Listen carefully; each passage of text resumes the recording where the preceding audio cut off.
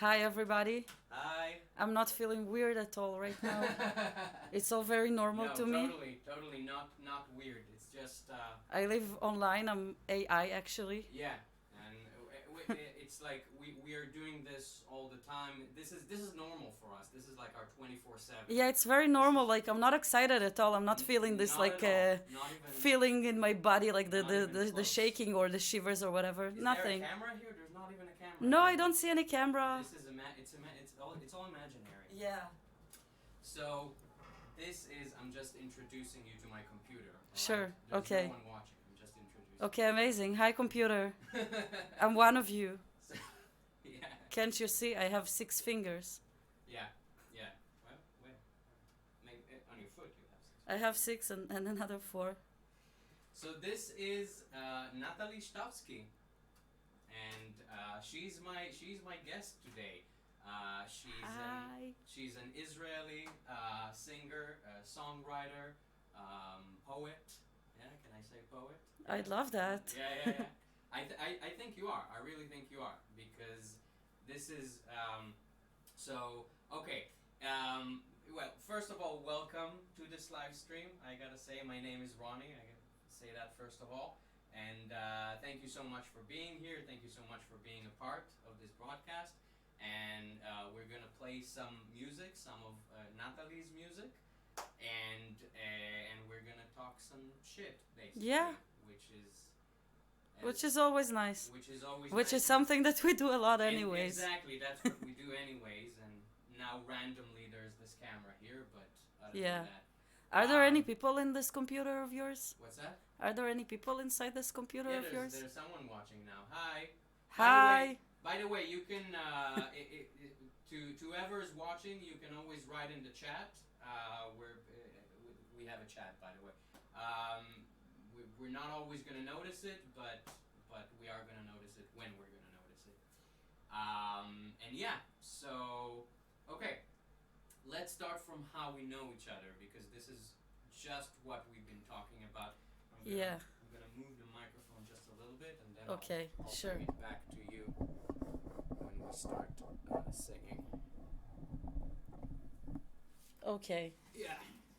So we go way back. We go way back. We go a very long way back. I have to tell you, I thought about it the other day, and I don't have any, like, I don't keep in touch with anyone, not from my elementary school, not from my Chativat Benaim, which is like mid, I don't know how it's called, like younger, like whatever, and nor high school as well. So you're the only one, I think, that I still keep in touch with since the like even before the military. So Wow, I feel honored. yeah.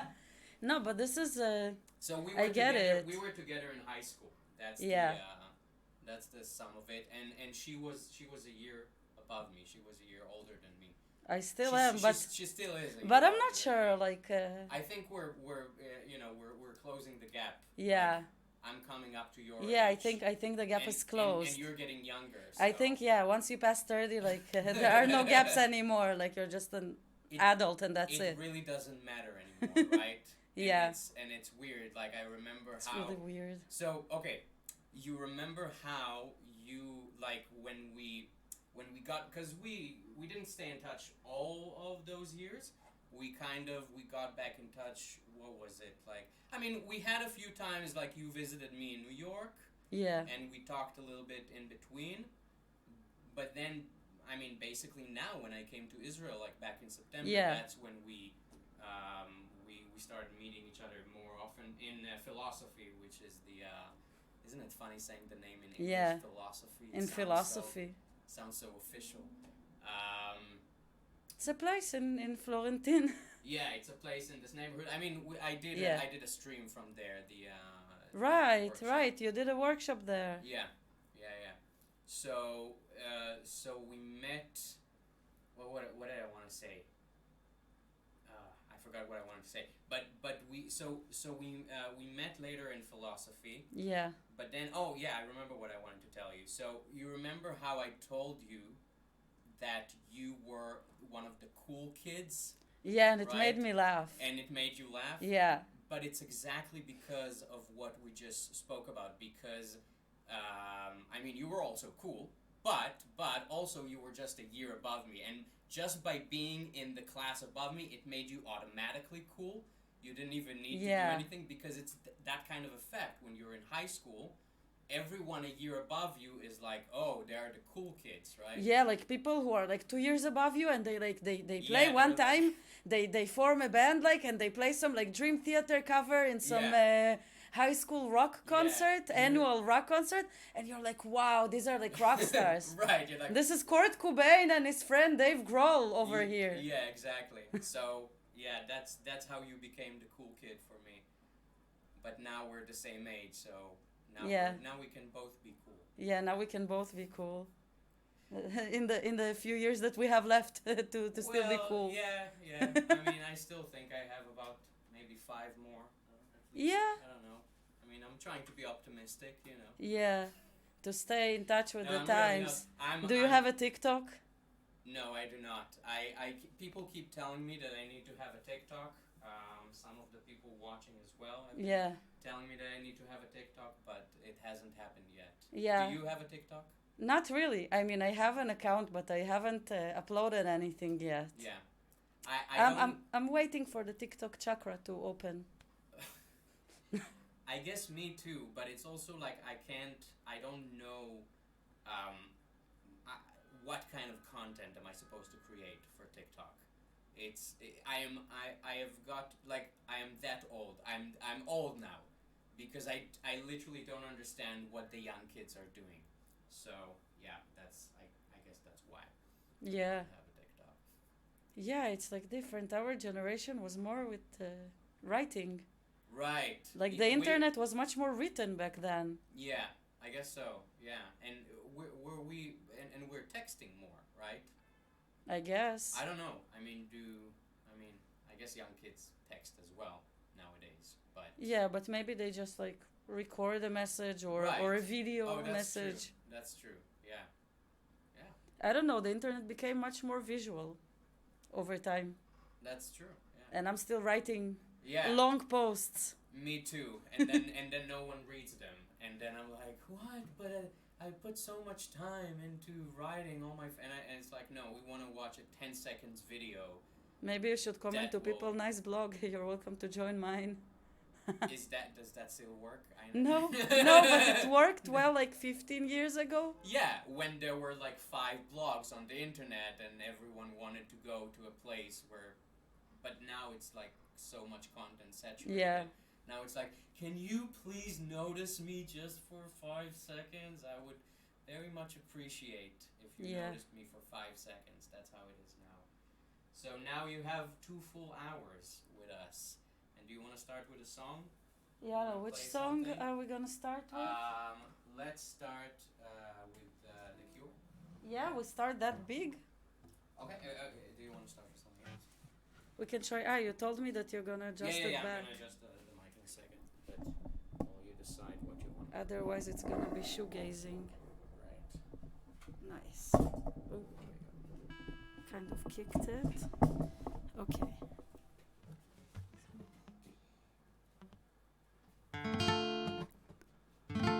Lately it's been on my mind. Yeah. I thought. Okay, we'll start again.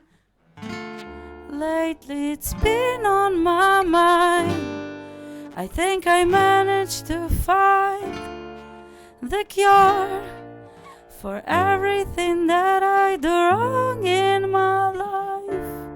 And now there's one thing I know. There's only one way to grow. Just let go. Just let go. Just let go.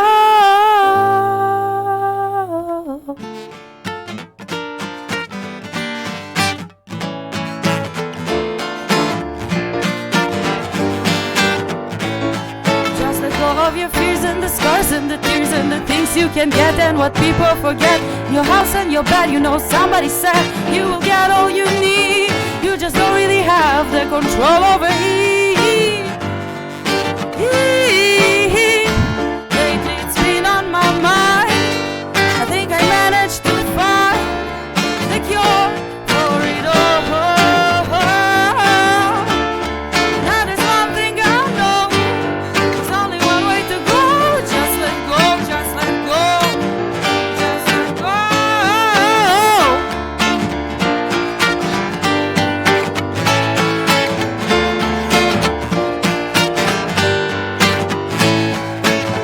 all I ever think and all I ever feel, and everyone I meet and what I see is real, and everything under the sun and in this galaxy is only a reflection of me, and all I've ever been and all I'll ever learn, and all I think I am and all I think I own, wash away with rain when time will come, but me who lies in all forever will go on and on and on and on and on and on and on. Lately it's been on my mind. I think I managed to find the cure for the person that's caused me from thinking about the day that I'll die. And now there's one thing I feel, there's only one way to heal. Just be real, just be real, just be real.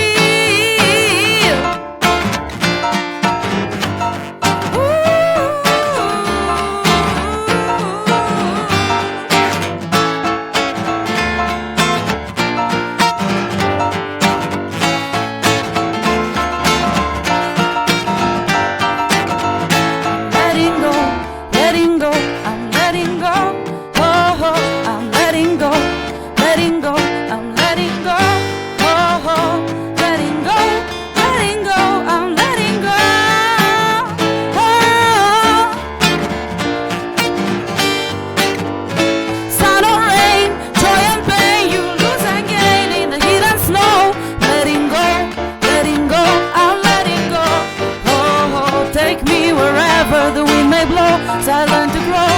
Letting go, letting go, letting go. I'm letting go.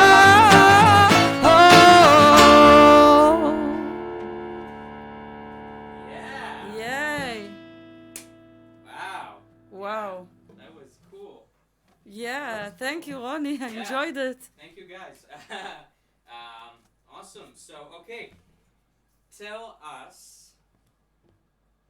How did you, when did you start writing music? How did you start writing music? What was the point where you said, okay, this is something I want to do now. I want to write a song. I want to do something in music. And I appreciate you turning the mic though. Yeah. Consideration. It's very important among musicians like this. It is. Yes. Thinking about each other. Between people in general, I yeah. think, but especially people who collaborate. Yeah. Like artists, musicians, yeah. For sure. Yeah, especially that all artists want attention. Yeah. And want to be seen and heard in the best way possible. So. Right. I just thought about it today because I was basically, well, I often think along these lines, but it's like artists are people who, if you imagine an ancient hunter-gatherer society, like a tribe in the woods or something, like prehistoric humans, doing their things, doing hunting and gathering food and doing all this important stuff. Yeah. And then there's one guy who gets up and it's like, now everyone stop what they're doing and notice me. I want you guys to look at me. Just look at me now. I have so many important things to say. Please look at me. And it's this vision in my head of that's what we are. That's what artists actually are. That's what. But maybe it's some prophets or characters like that. They were they did a similar thing. I guess that's a more romantic way of looking at it. Of course. Which I like that. I like that angle as well. Yeah. It's we can't just look at it from self-deprecating That's true. That's true. That's point of view. It's important not to take yourself too seriously, but also don't put yourself down. Yeah. I guess. Yeah. Yeah. So anyway. So how did you start writing music? I always loved music. It was always around me and something that was very, very important for me. And I've been always writing, ever since I could remember myself, making up songs and things like that. Very cliche, having this radio tape, small one, and those, these Tegmenalim tapes. Yeah, but also with that you have regular. I had regular cassettes inside and it had a small microphone. Yeah. That you would press the red button. Yeah. The red button and I would just record I don't know, radio shows that I would make up, with songs that I would make up in Really? the middle. Yeah. I Trying to like interview my brother for a show and like, I don't know, just make up songs and like record them and walk around like walk around the street, like just walking to myself and look in the sky and like making up songs as I go. I did that too, you know? I really did. And the tape thing, I had like my best friend at that age. Now we're no longer in touch, but we did the same thing. We recorded on this tape recorder with these little cassettes. We recorded like it was like a sketch comedy show basically. Nice. Where we tried doing satire. We were like 7 or 8 years old, but we thought that we could do satire. We thought that we could, I don't know, make jokes about politicians or trying to imitate commercials from TV, like doing satire commercials from TV. So yeah, cool. Yeah. That's cool.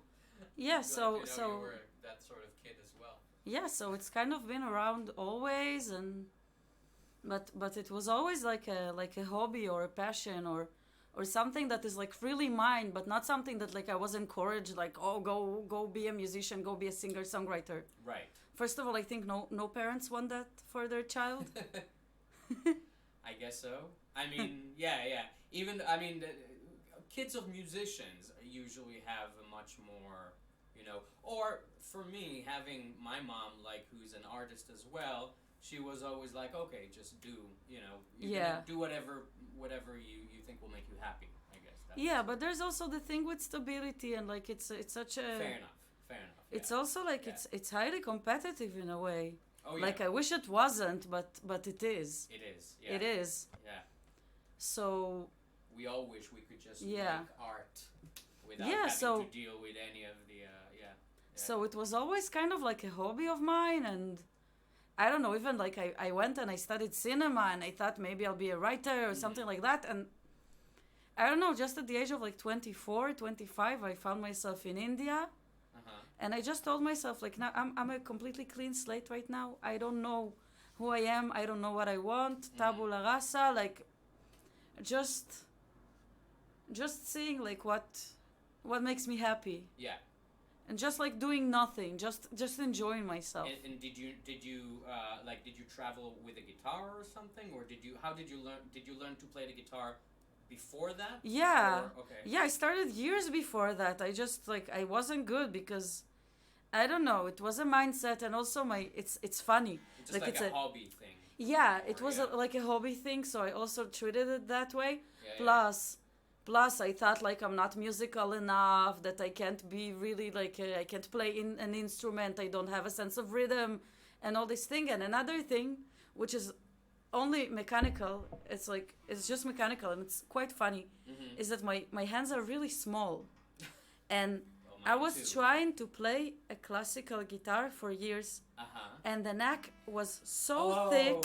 Yeah, no, I know exactly what you're talking about. It was pain, and it's like, yeah. people don't understand because my hands are almost the size of a child's hands. I tried, so there was a while back in the military where I played guitar because I couldn't have probably. I wasn't at home, so I didn't, I couldn't have my piano with me wherever I went. But so I started fiddling with the guitar, and I had to use an acoustic guitar and not a classic guitar because the necks of the acoustic guitars are thinner. And exactly because of that reason, because my hands are small, which is, by the way, great for pianists. People think that it's not, but it's great. Yeah, for pianists, it's great to have small hands. Why? It's like it makes you quicker or something? Yeah, and there's also, it's like, I don't know if I can, there's something more ergonomic with the hand motion when your fingers are smaller, because there are great pianists with long fingers. One of the Martha Argerich, who's one of the best classical pianists in the world, has very long fingers. But when she plays on the piano, it looks like two spiders. It's like it looks like two daddy long legs. Yeah. Her wrists are all the way up here, and then her fingers, like, I'm exaggerating, obviously. Yeah. The problem with that is that if you're not doing it correctly, it can really cause damage to your wrist, and pianists experience that a lot. Yeah. Anyway, back to your Yeah. guitar. In Wait, I India. want to, like, I'm really Oh, okay, curious. there we go. Let's do that. Yeah. Oh, wow. About the same. Yeah, so you know my struggle. I know your You know that the struggle is real. The struggle is real. Yeah. So back to India, Yeah. which is always nice. Yeah. Yeah. So I was just there doing whatever I wanted, and I just realized that what I'm doing every day is like singing and playing the guitar and jamming with people. And yeah. there I got a really, really crappy acoustic guitar, Mm-hmm. which the brand's name was Godson, Okay. like Gibson, but Godson. Oh, okay. Yeah. I see. Okay. Even when I was in Goa, I met two guys who had also Godson guitars because it was everywhere. There's like every backpackers area, like a village or town or whatever. Yeah. There's like music shops and they sell those like cheap Yeah. shitty guitars. The Americans would call it. Some Americans would call it rookie rack, which I'll explain later. It's Okay. I think the it's a little racist the explanation of Okay, why. But then never mind. Cheap imitation. That's the idea. Oh, okay. Cheap imitation. Yeah. Yeah. So I even that's met where there. You got your guitar or? That No, was I from- had guitar. Okay. I had a guitar before, a classical one. But that's where you got the crappy acoustic guitar that you were talking about. Yeah, I got it in Shops? India, Okay. and Okay. and I was like, it was more comfortable for me, and I loved that the sound was crappy because it allowed me, like, I knew that anyway it would sound bad, Yeah. so it was very good for practicing. Yep. And then I was just jamming with people like every day, Yeah. and playing with it, and it was quite a journey. Like it wasn't. I wouldn't like go and be like in the center of the jam all of a sudden. Mm-hmm. Like at first I was shy. I would like try and like sing a little or something like that. And over time it would become like more and more. And then I just realized, I think after like 6 months, let's say, of traveling, I just realized, okay, I told myself that I'm gonna do whatever I really want to do. I'm gonna find what really makes me, like, what really makes my heart sing, and apparently, like, what makes my heart sing is to sing. Yeah, is singing. Yeah, somewhat. Yeah. Unsurprisingly, but And yeah. I just remember I was like very dramatic, obviously, because I'm an artist. How can I not be? Right. Yeah. And I was like, shit, this is like the last thing I wanted to discover. Like, out of all the things in the world, like yeah. a musician, this is Yeah. what I really want to be. Like, why can't you have discovered that you really want to be a computer programmer? Yeah, That like would I be really better, want right? to, like I really want to, like I open really the wanna startup, code, I you really know, wanna- yeah. or something. Like I No. really want to be an accountant, No, you had to. Yeah. or even a lawyer, you know, like, or a journalist. Like no, I don't want like any. No, I don't Any want to of have these stability things. in my life, and I don't want to have. Yeah. I mean, I wish I could have stability in my life. Of course, we all do, but Yeah. as artists, it's the way there is very nonlinear. I mean, it's funny how a lot of our experiences around this are similar, because I had the same kind of moment of discovery after realizing that there were a lot of things that I could do. There Yeah. were a lot of things that I knew I would be good at, but then I had to find out what actually I want to do. And when I found it out, I was like, oh man, like, yeah, I mean, yes, of course, but also, wow. Out of all the gin joints in the world, you had to walk into mine. Exactly, yeah, yeah, exactly. Wow. Yeah. You want to do another song? Yeah. Let's see, we're about, oh wow, we're 25 minutes in already. Yeah. It makes sense. We both love to talk, I guess. Yes, we do. So which song are we gonna do now? I mean, do you wanna choose, or do you wanna just go? I can go with the list, the order that they're written here, but the next one that I have written here is Home, but we can do whatever else you want. No, Home is good. Home is good. Yeah, Home is good. I guess. Home is good. I guess Home is good. All right. How do I point it back at me? Like this? Like that. Oh, you wanna? Yeah. Okay. Cool. Is that good? Yeah.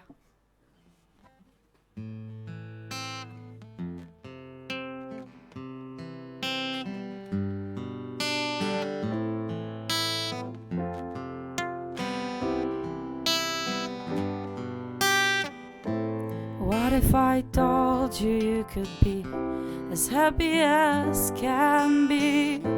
There's so much to this life you haven't yet to see. And what if I told you you could call this world your own? You probably won't believe me from the comfort of your zone, but me, think I was blind, but now I see. This is how I wanna be. I wander and I roam, walking through these streets alone, looking for a home.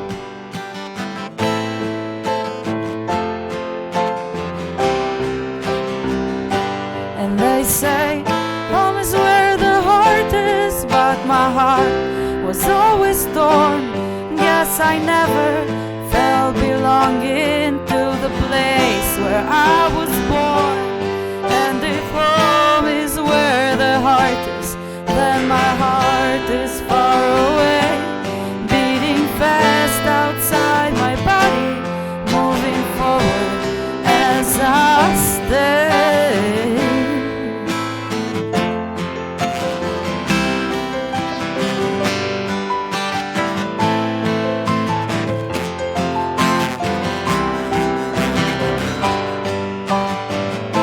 See what I'm trying to tell ya? I'm not trying to preach. Just know that all you ever wanted is just within a reach. Someday you'll finally be somebody. You'll finally break it through. Just stay true. Just get up and do with me. Still caged but trying to break free. And this is how I wanna be. I wander and I roam, walking through these streets alone, looking for a home.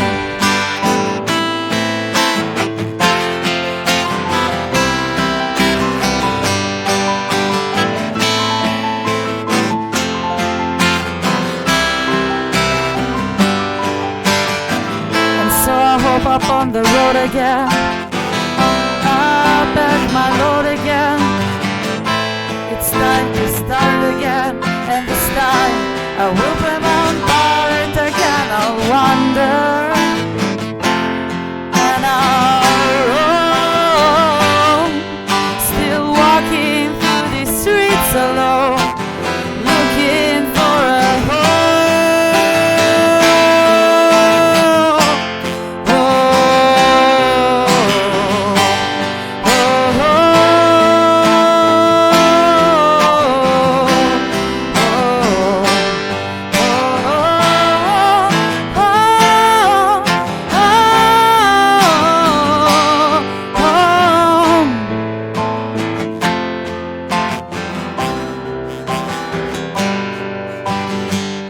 Breaking down all walls and cages, now I finally see it clear.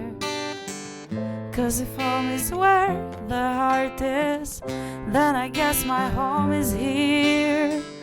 Everywhere I put my pillow, it's in everything I see. 'Cause if home is where the heart is, then I guess my home's inside of me.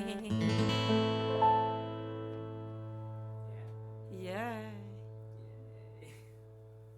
Wow. Yeah. This is wow.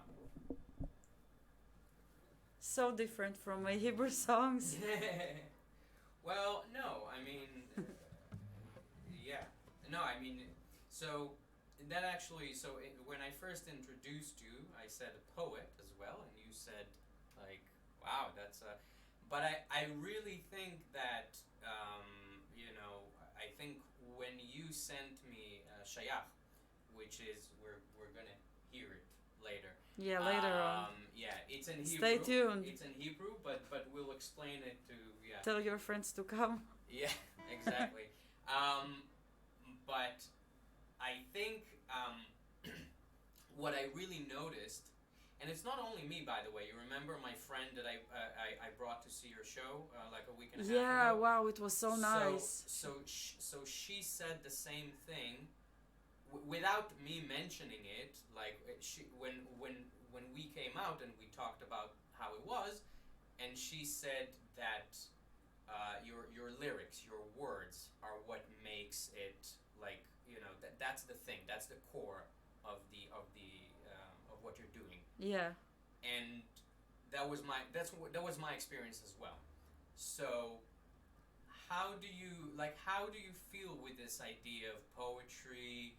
And I mean, and let's say, because the other thing I wanted to ask you is, like, what would, because I can listen to other people's songs that are so-called singer-songwriters, and I wouldn't be as interested in their lyrics the way I am interested in your lyrics. So what makes like a bad poetry or bad lyrics for like singing songwriting?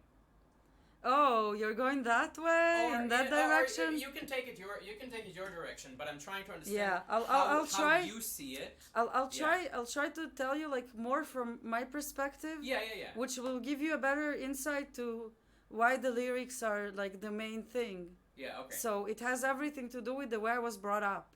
Okay. I mean, my parents, they raised me on that type of music and that type of, like, understanding of, like, of music as something that, like, the lyrics are the most important thing, you know, the meaning, the lyrics, the words.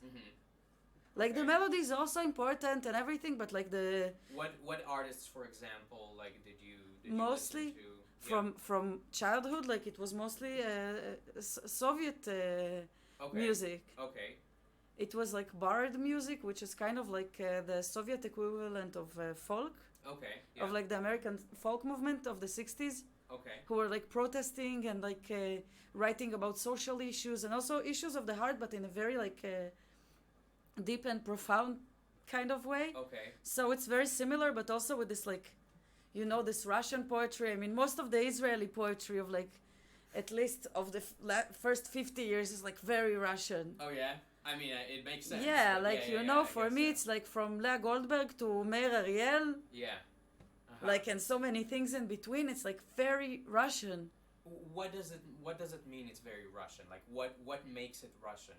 It's, like, very deep and meaningful, and it's like this perfectionism, Okay. which I don't know if it's like a Soviet thing or it was just like the thing of, like, this, like, Soviet, like, this Jewish mentality of Eastern Europe, or I don't know what's the reason, but there's, like, Okay. this thing in Perfectionism in what? In like the rhyming, or like the in everything, the meter, or in like, everything. in It's the rhyming, the meter, and the meaning.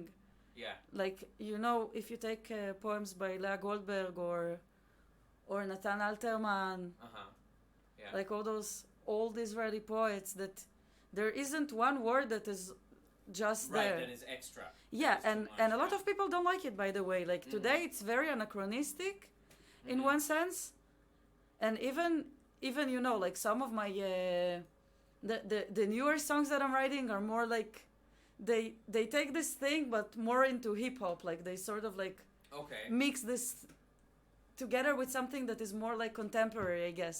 Right. I don't know.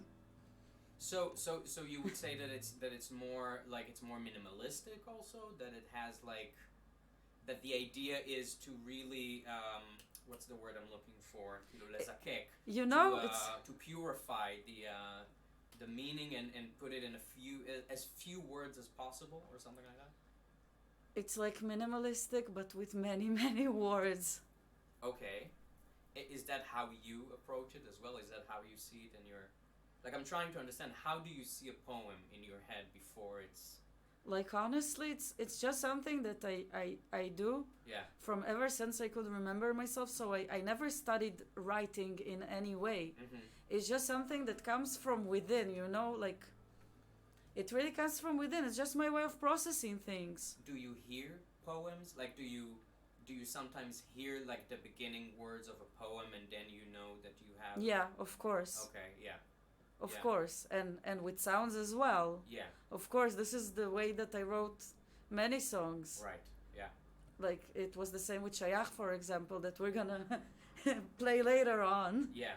That I was just walking in the street and I had this line in my head, like, אינך שייך לאף מקום ובכל זאת יש מקומות בהם אינך שייך פחות.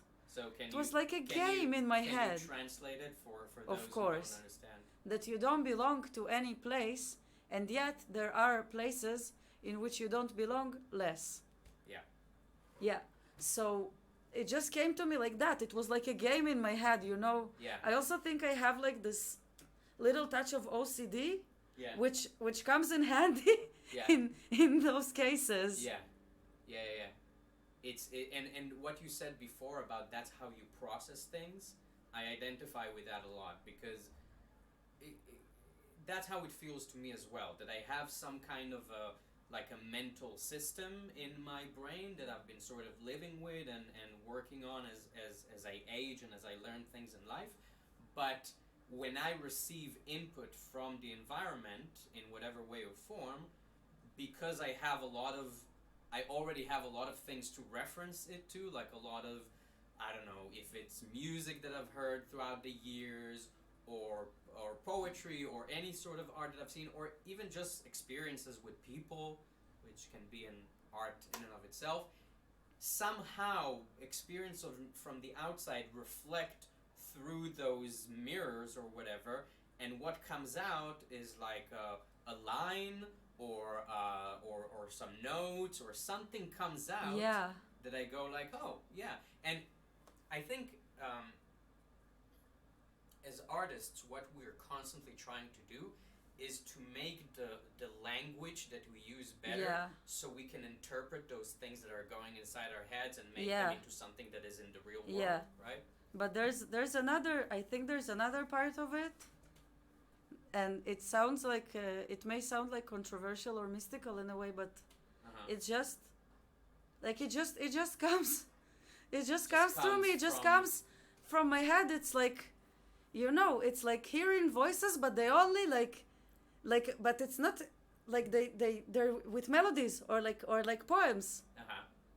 It's not like voices that I hear like in everyday life or something like that. No, it's just like, for example, I'm jamming with people, and then I have some like lines or melodies just coming in my head all of a sudden. Yeah.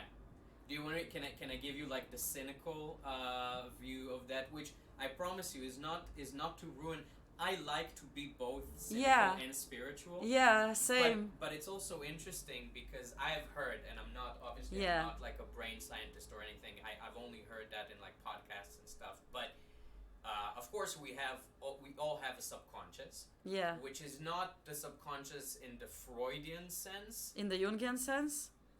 It's more like I don't know what the Jungian sense exactly is, but it's more in the sense of it's just things that are happening inside our brains that we are not aware of. And they don't have to be like deep urges, like whatever. They could also be stupid things like when you're cooking and you're not really noticing what you're doing, or when you're driving. That's a great example. Your subconscious is doing the work. Anyway, it's like your brain is a computer and your subconscious is running processes in the background, right? Yeah. Processing data. And then occasionally what happens is that something from the subconscious will rise up to the conscious. Yeah. Like there's been this long process that you weren't aware of.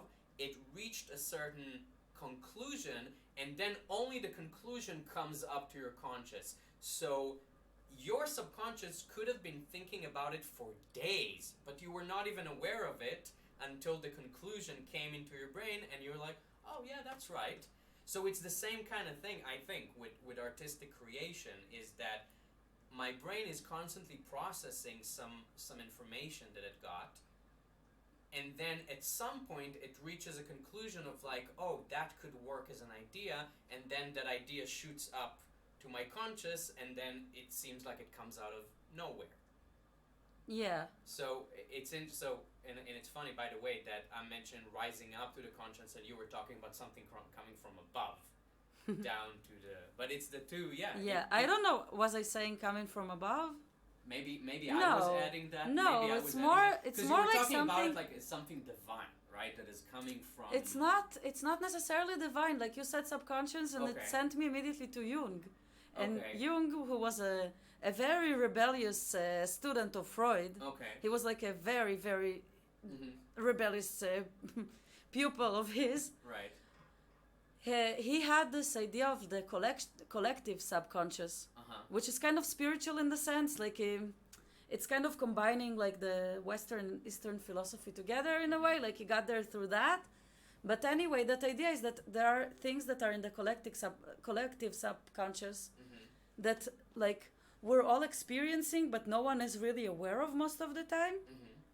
And so it can be that like you're just picking up things from like the collective subconscious, but it doesn't matter. Like anyway, it's no, of course not. It's just that's why I said that it's. Yeah. I love combining the quote unquote rational explanation and the spiritual explanation because I think they are the same. Exactly. Essentially. Yeah. It's just whichever one suits you at the moment for whatever you. Yeah, for whatever mood you're in. Whatever mood you're in, exactly. Whatever the conversation, like. Yeah. So, but if you feel like a 24-year-old DP, or if you feel like an angry 16-year-old who's like rebellious against everything and like, right. Because I know that okay.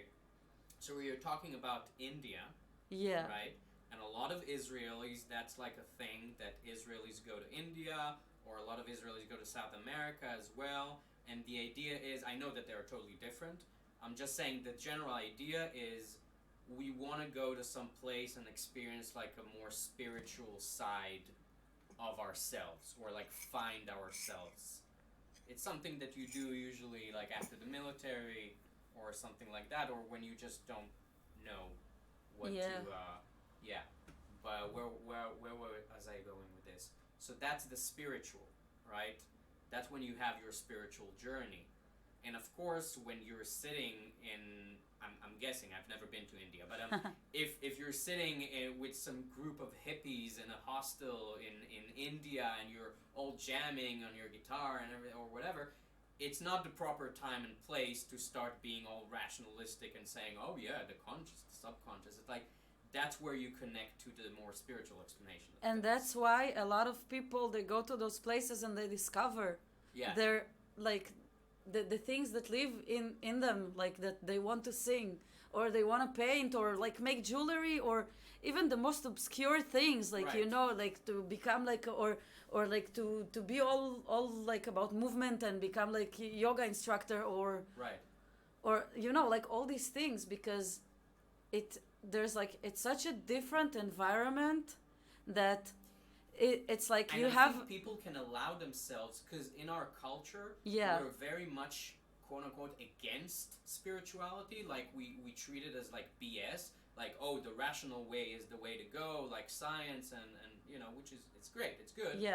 But we tend to mock a little bit, like, those hippies who sit like this, and like, we have this sort of culture where I think a lot of people don't really allow themselves to be spiritual. Yeah, like for example, I have a friend that like every time I say something about astrology, she immediately tells me like, I studied physics once. I studied like this course in astronomy, and he told us that like whatever people look at, like the constellations, they're like no longer valid for like thousands of years. Like it's all like it doesn't even make sense. It doesn't make it makes that little sense that it's not even scientifically correct in any way. And I look at it and I'm like, there might be a possibility that she's right, but just for the slight possibility that like she doesn't, like if I enjoy like reading like about astrological maps of people in my free time to clear my head instead of like watching the news or something horrible like that. That's horrible. It's like and then kids, don't do news. Don't do news, kids. And then I start noticing things and like it's like a game to me, and it might be right, it might be wrong. It doesn't matter, and I don't know. That's my approach to all these things. Aside from the things that I actually feel, and about them I'm quite like you know, if you have like a strong feeling from your body about something, it's like it's not something that like you can really be. But that's the most we can know. Yeah. About ourselves. Like that's it. Yeah, feel. I'm not talking about emotions. I'm talking about more like things that I sense. If for example I'm in some environment with people and we're having a conversation, all of a sudden I feel like more difficulty to breathe or something like that. That way I can understand that maybe this conversation is not good for me or something like that, or maybe the place is not good for me, I need to do something else. Like this is something that I can trust. Yeah. The rest of it, no. Yeah. Right. Don't trust anything and don't do news. That's the okay, that's the lessons for today. Yeah. Let's do another song. Yalla. Yalla, which song do you think you feel like doing right now? Okay, so once again, we can go with the list. The next is Truth Be Told. The Exorcism. Maybe we do the Exorcism now. All right. Yeah. Grab some water. If we're in this spirituality realm. Can you? I know you had in the show you explained something about this song. Why is it called The Exorcism? Because this song is like a personal exorcism of mine, of the things that I feel. Mm-hmm. But it's actually it's also a little like ironic or cynical in a way. Mm-hmm. It's both. Yeah. Yeah. Both cynical and spiritual. Yeah. Yeah. Okay.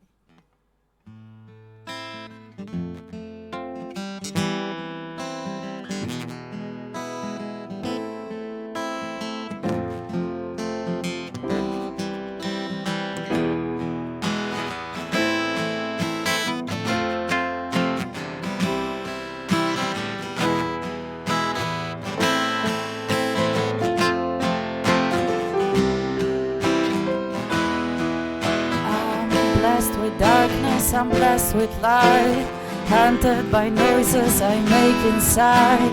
I get too close to losing my mind.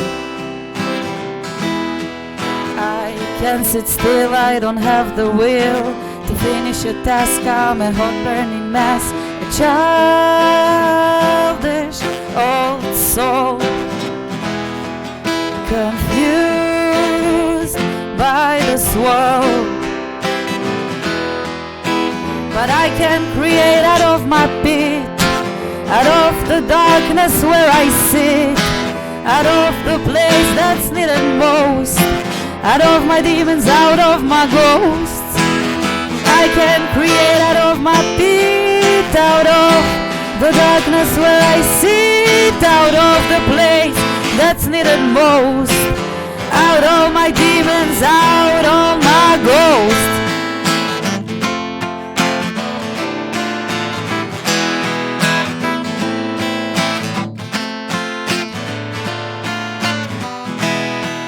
As time goes by, passing day by day, and searching for meaning feels like searching for a needle in a hay. I've fallen more than I could tell, walked through fire, water, hell, yet somehow I got out well, and still I stand, still I am. I can create out of my pit, out of the darkness where I sit, out of the place that's needed most, out of my demons, out of my ghosts. I can create out of my pit, out of the darkness where I sit, out of the place that's needed most, out of my demons, out of my ghosts.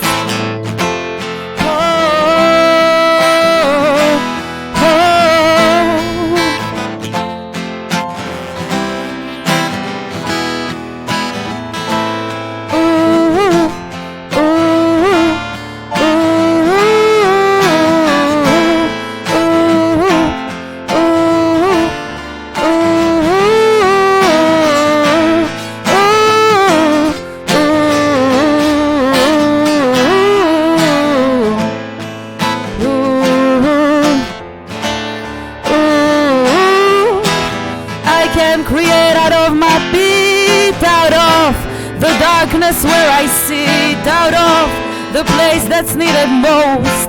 Out of my demons, out of my ghosts, I can create out of my pit, out of the darkness where I sit, out of the place that's needed most. Out all my demons, out all my ghosts. Whoa. Yeah, it got us in the mood. Yeah. Just bring it down slightly. Okay. Then we're not gonna hear me. Yeah. No. It's yeah. By the way, if anyone wants to say, like, you can write in the chat. Yeah. If you don't hear us enough, if you want to hear us more, if you want to hear us less, feel free Yeah. to write that. Yeah. Yeah. Do you wanna put it over there on the chair so you don't have to hold it on you? Yeah, I don't know. I'll take it back soon enough, I think. What? I'll put it Oh, back okay, on. okay. Yeah. Yeah. Yeah. Okay. Cool. Yeah. Yeah. This is like my English song about the like my dark side or shadow side or whatever. If I'm going back to Carl Jung. Okay. Is that like well, they say like what is an artist's relationship with the dark side? I don't know. I love it. Yeah. I love it, and I also feel like so much like I don't know, I feel a lot of like light and even purity inside of me, but in the same time there's also darkness, and like and I love that connection to the dark side. I love it in music, in art, and in expression, because I love the realness. I love the wholeness of the experience. Yeah. You know, it's kind of like a more holistic experience to life. Because it can be all like sun and rainbows all the time. It can't be dark and gloomy all the time as well. There needs to be a balance. Yeah, and there's nothing interesting about sun and rainbows all the time. Like my acting teacher told me once. My Israeli acting teacher said, there's nothing interesting about sunny weather. It's only interesting when it's stormy and like when it's that's when it's interesting. It's because we're all like you know, hanging on to like all those like traumas that pass on from generation to generation. So like and I think also reality is just harsh. It's not easy. It's just, you know. It's true. Yeah, it's like you know the well. Go very far, but you know, but we're also programmed to focus on the storm and not on the sunny weather. Like a lot of times we don't notice the how so the sun. How are we programmed? Because we're programmed, like, I mean, our mind or ego or whatever. I'm going into like a little bit esoteric things in a way, or maybe just psychology. I don't know. Yeah. But the way I see it, so our mind or like our ego, it wants the struggle, because the struggle is what gives life a meaning. Okay. Because if it's without struggle, then what are you doing? Like. Okay. I don't know.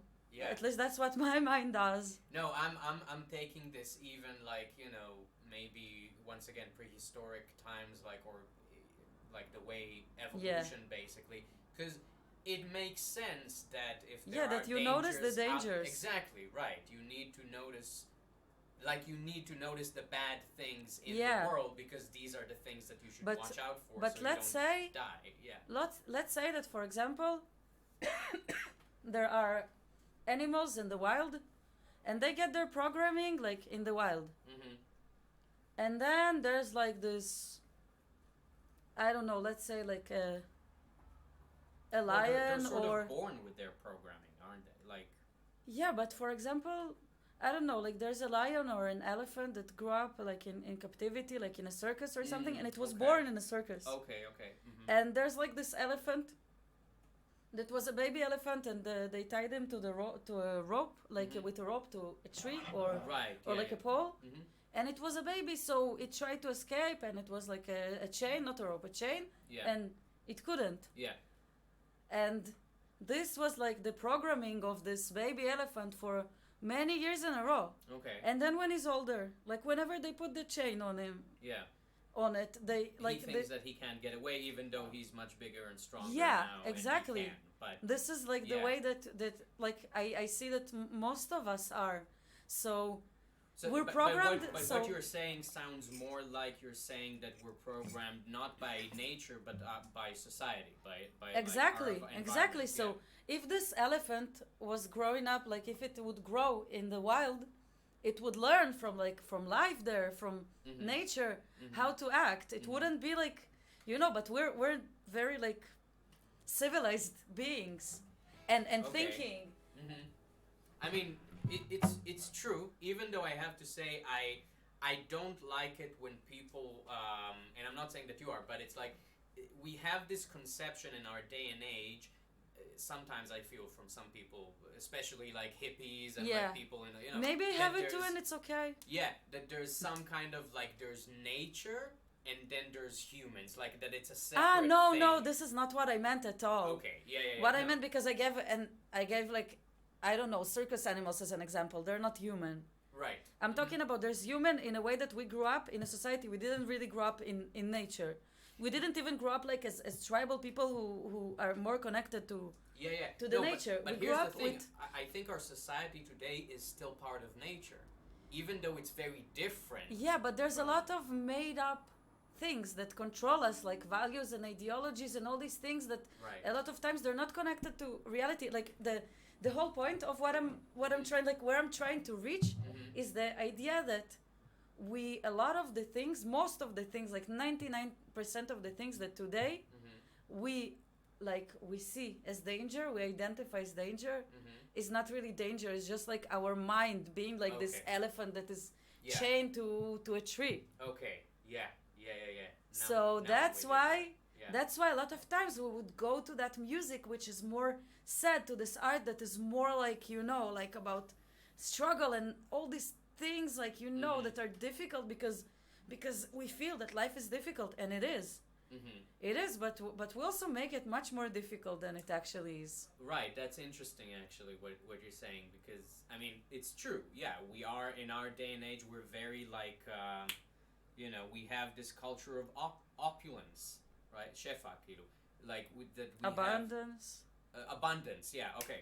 I think that's Yeah.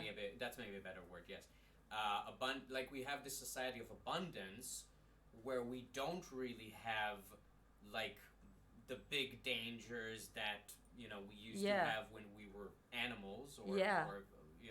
in the wild, but we invent problems Yeah. for ourselves, like Yeah, like imagine that people, like grown ass people walking around the world, and they're like, they identify like getting too close to someone is danger. It's Right. like a lion. Right. And then like somebody telling me what to do is a tiger. Right, yeah. Or like somebody giving me criticism, this is like a giant shark coming Yeah. to eat me. Or like, you know, yeah.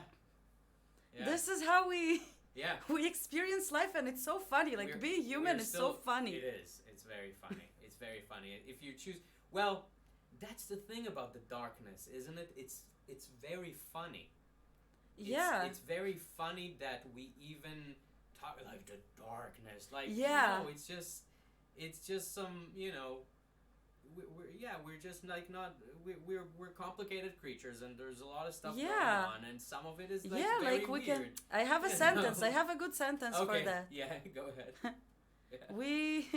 We can take the darkness more lightly. Okay, that's nice. I like it.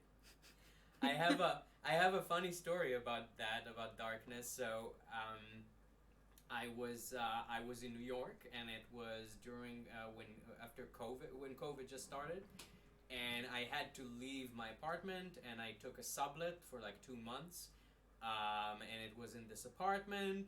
And the floor below me, there lived this elderly guy. He was Yeah. probably in his 70s, 80s. And I would see him through my window, because there's a little, you know how in like buildings in New York, there's not really a backyard, but there's this little place that is maybe below the fire escape, and there's like a little stretch of like land where it's a little bit open. Okay. Never But mind. it's concrete, right? It's not like green it's or like, something. It's okay. completely concrete, and It's it like can the be place like, where they have the big dustbins, basically. something like that. Okay. Or maybe it's on the roof of a different house. Doesn't matter. But so I saw. So it was like he had access from his apartment to this little place. Just him. He had the access. So he started a little garden there. It was actually pretty adorable. Oh. And I saw him, and it was a garden of bonsai trees, which is wow. Yeah, that's it fucking sounds amazing. so sweet. It's so sweet, and I, after a while watching him, one day I didn't want to be creepy and just watch him, so I called him and we started talking, and he was an awesome guy. Like he used to be like a photographer for car racing, and like cool stuff. Like a guy who did things in his life, like an interesting dude. And we had a lot of conversations. And in one of those conversations, like I told him obviously about what I do and everything, and I mentioned that I've always wanted to do stand-up comedy, which is something that we talked about, right? And I know that you also shared this passion with me. But I told him that I always wanted to do... One day, yeah. That's what I keep telling myself. Yeah. But I told him that I wanted to do stand-up comedy, and he looked at me and he was like, I don't see you as a stand-up comedian. And I was like, oh, okay, why not? And I thought that he was going to say something stupid like, oh, you don't look funny or something like that, which is stupid because stand-up comedy has nothing to do with looking funny. Yeah.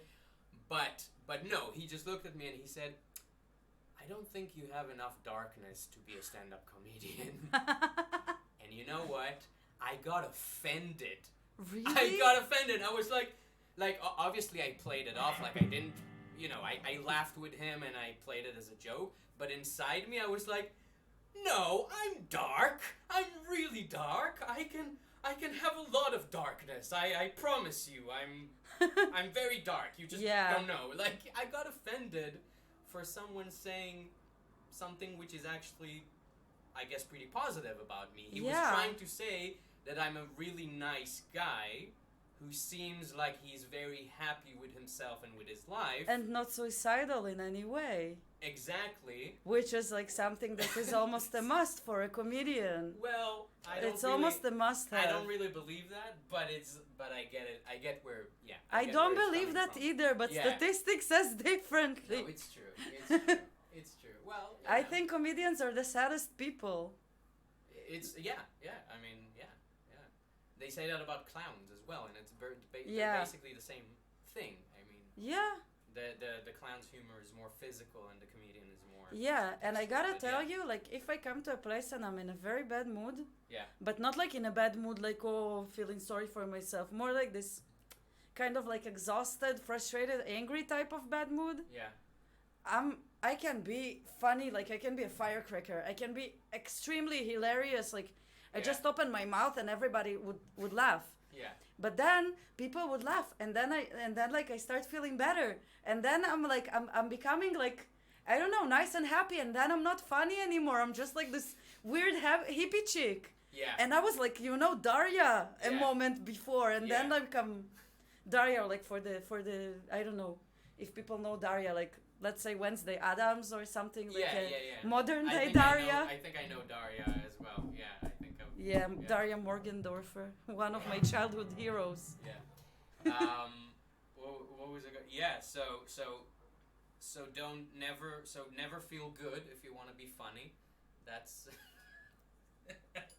I can give up this dream if it means that I'll feel better. But actually, I feel that. It's like, okay, what would you rather be? Oh wow, this is going. I mean, we already started extremely philosophical, but you've read Brave New World by Aldous Huxley, right? So I actually only read it fairly recently. I never read it in my life, and I only read it like maybe a year ago for the first time, or 2 years ago. I really love this book. Yeah, I mean, it's a great book. I can totally see why it's a classic. And I love it how what I got from the book, right, is the entire subject matter. Because at the beginning, I treated like maybe a sci-fi book, but I don't think it's really a sci-fi book more than it's a parable. right? Yeah. It's a parable about humanity, about the human condition, and the sort of like constant, like But you have to choose. Do you want to be happy or do you want to be interesting? But don't you think that every sci-fi creation is a parable? That's also true. It's like true. basically Yeah. a way to. The good ones are. The Yeah. good ones are. Yeah. The good ones are a parable. So this is a parable about like beauty versus happiness. Do you want something that is like complex and dark and light at the same time and has all these things inside it, but in order to get there you also have to go through the dark sides, which are not fun, right? It's not fun. Like it might be funny to people outside of you, but it's not fun to be in it. Or you could have something which is very flat, as we said, like sunny weather, like completely happy, and that's just it. But it's not just about the art. It's like about life in general. Like life has ups and downs. You can't really be like in good mood all the time or in a good state of mind. Yeah. Sometimes you go through things that break your heart. Yeah. And well, that's why, I mean, yeah, and that's why, you know, people get addicted to hard drugs. It comes from this need of, I don't think it's like just feeling good, it's like just not feeling anything. Yeah, it's just not feeling like shit. Which is in a way, that's what they do in the book, right? They have this drug that they take. Yeah, soma. Every time they want to have a vacation, that's what it's called, a vacation. Yeah. Because they can detach from reality and be in a fantasy world where everything is perfect. But don't you feel that we're like kind of there in Brave New World? What do you mean? Like our society nowadays, like modern day society, or like I mean, it's not contemporary society. Maybe not to that extent. Like right, again, it's a bit more like allegoric. Like it's. It is allegoric, and let me also tell you. I mean, I don't see their society in the book necessarily in a negative light. When I was reading the book, it seemed to me, to some level, that their society in the book is very efficient. It seems like everyone is like pretty much, you know, they know who they are, they know what they're doing, they know their purpose in life, they don't have much worries. So yeah, they have like a class hierarchy, but why does it matter if you're just going to work, doing your job, and then go home and have your summer vacation and experience? Like, it seemed to me like there are some advantages, and you know, when they introduced the what was the character who grew up in the wild, the place where they still act like hunter-gatherers. Wow, I forgot his name, but it was like the Savage. The Savage, exactly. The Savage. So, you know, I found him to be kind of stupid and annoying. Like the character, I was like, why are you doing these things? They're literally offering you like the best life possible, and you're going like, no, I want to feel real things. I want to be like, I want to shout and scream and express myself. But which is what I do as an artist. Yeah, but you know, but it's not just as artists. Like if you. No, as you, yeah. Because you can't really regulate these things for real. I mean, people are trying their best to regulate how we feel with, I don't know, like, even with antidepressants or with certain, like, lifestyles and things like that. But in the end, your body knows better than you what you're actually going through. Like, your mind is telling you all these stories. Mm-hmm. And even you can, like, tell yourself that you're fine. Mm-hmm. And you're working and you're doing things. But still, if you need to rest, or if you're feeling grief over something, or if you have some issues that are like bothering you, mm-hmm. you would still feel it in your body. Mm-hmm. Even if you like medicate yourself, even if you take drugs, you would still feel it. There's no escape from feeling. So this is kind of like, I understand, it's completely theoretical, right? It's completely allegorical, because because mm-hmm. people collapse in this type of, when people try to act exactly the way they did in the books, mm-hmm. they collapse. Yeah. Because we're not actually born into plastic bags, you know? Right. Yeah. From a tube. Yeah. We're not actually. Well, not yet. Not yet, yeah. Let's do another song. Yeah. And I also wanted to talk. We really got into a lot of really heavy philosophical shit, which Yeah. I love. But I also wanted to talk to you about Israeli music. Yes. So we're gonna do that after the next song, which is going to be. I mean, do you want to do now? Truth be told. Yeah. Everything okay, guys? You doing good? Yeah. Yeah.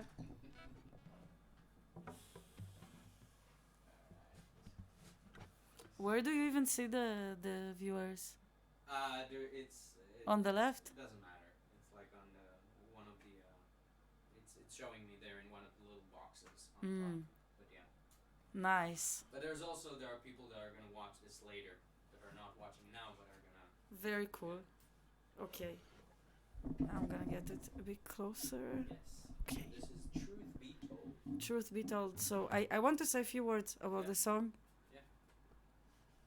That it's like, it's unrelated to our conversation at all, but it's like a theme, you know, like with home, with Shayach, the Hebrew song that we're gonna do in the end. Yeah. So the song is about like my journey, looking for a home, looking for some place of belonging, which comes up a lot.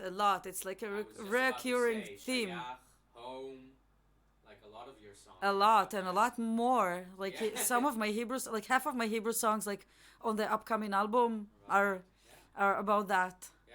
Oh, by the way, she has an upcoming album. Yeah, I have an upcoming album. We'll talk about. Yeah, that we'll talk after. about it later. Yeah. Okay. And this is also a song about like, because it's also my nature. It feels also like it's my nature to be wandering and looking and searching and I can identify with that. and not keeping in touch with people from school, for example. That happens too, but Unless you bump into them in a very different stage of your life. yeah, and that definitely happens.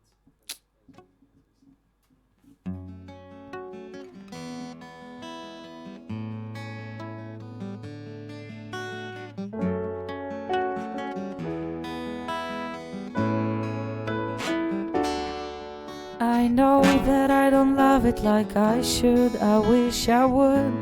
I wish I could. I hope that I won't get one of these moods that make you walk on something good. But when it's time to hit the sky, it's not up to me to decide. But why, oh why, can't I just stay here for a while? And truth be told, a cage is still a cage. It doesn't matter if it's made of steel or gold. And truth be told, I'm not the kind of bird who builds a nest and stays there till the days that it grows old. Ooh, ooh, ooh,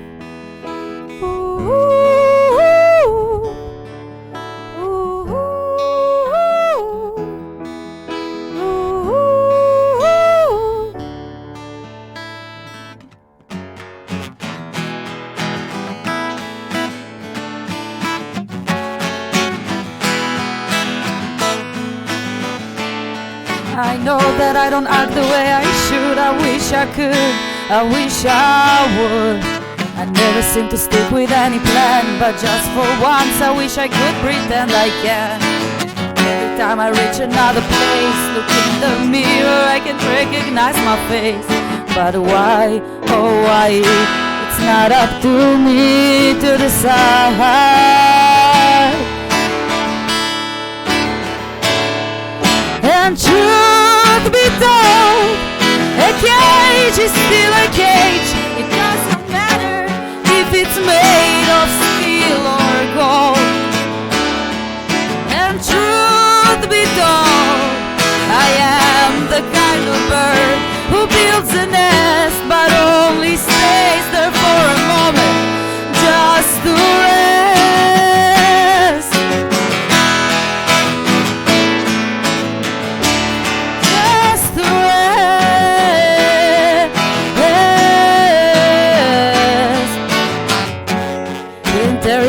screaming, it's time to migrate. There's no place for love, there's no time to hate. And yes, I feel good, in fact I'm just fine. Just a little bit frightened, makes me unkind.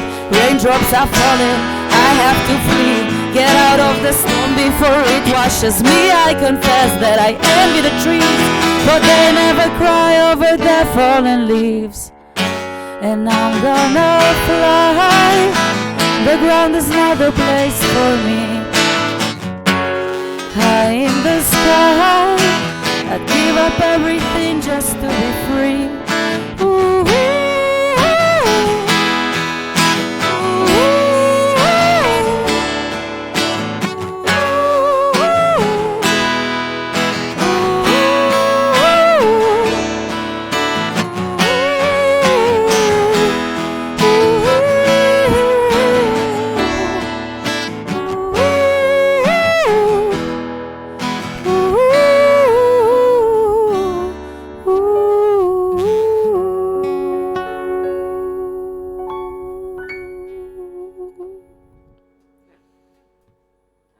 Nice. Cool. Yeah. Yeah. So Israeli music. Israeli music. Um, What about it? I love it. what about it indeed? What do you love about it? Everything. Everything. I just really love it. Mm-hmm. Like if I'm being honest, like if we're talking about like contemporary music, Mm-hmm. not stuff that are old Yeah. or that are classics or even classics to me, Okay. like from even like 10, 15 years ago. Yeah. But I'm talking about like real contemporary things. Mm-hmm. I think I mostly listen to just Israeli music, Mm-hmm. like at least like 70%. So it's not like it's not. You said it's not like the old stuff. So it's not just because you grew up with it. It's also like how do you see like can you look at Israeli music detached from the fact that you were born and raised here and that's what I wasn't born here actually. I was Well, born that's in true, that's in true. Ukraine. Yeah, but you were raised mostly here. Right? Yeah, of course, of course. So you grew up with that music. This is just me being petty. No, I know. I was like 3.5 when I moved here. Yeah, right. And it was also the Soviet Union back then. Right? Yeah. Why do you have to expose my age? It broke Sorry. off like I think when I was less than 1 year old. I'm not that ancient. Yeah. Well, so other than the fact that you were raised here, and that's why you know Israeli music, and one would assume that's also why you like it, but I'm trying to understand if there's a reason why you like it in addition to that. So, if you try to look at it objectively, right, as if you were not raised here, yeah. First of all, I can't really look at it objectively, but I can look at it like from the outside. Mm-hmm. It's just there's such a great blend here. It's like the food here. It's like one of the best places for food in the world. Yeah. There's a lot of things that you can say, like a lot of problems, a lot of things that you can say that are difficult or problematic here. Yeah. But you can't deny the fact that the food is amazing. Food is amazing. Yeah. The food is amazing. Yeah. And why is the food so amazing? Yeah. Because there's such a fusion of everything, and it's the same with music. Yep. It's such a fusion of like East and West, and even like the West that we're talking about. Like I wouldn't necessarily call Eastern Europe, which is most of the places that like Western people came from, to Israel. I wouldn't necessarily call it West. No. Like like the Balkans or Romania or like Ukraine with like all the gypsy and klezmer and all those influences. Like it's not really Western, but there's also like, but we all like, we'll strive to be to be a Western country and a Western civilization. Yeah. And there's like this mix of everything, which is so beautiful. Yeah. Like each kid brings like their own strange like dish from home, and they just blend it in together. Yeah. And it's like I was talking with this person that I know, this friend that we want to organize like a double feature together. I guess somewhere along like next month, like somewhere around April. Okay. Like a show. Like a show, but like a double feature, which means that like like there's gonna be like a full show by him and a full show by me, and it's like in one evening. Yeah. And for example, he's like making this, he's having this blend of like this like Arabic Eastern style, which is like what like in his roots. But then he's like also making like rock music, and then he's also like into soul and funk and like kind of like singing like minor third. I love the Arab, yeah. minor third.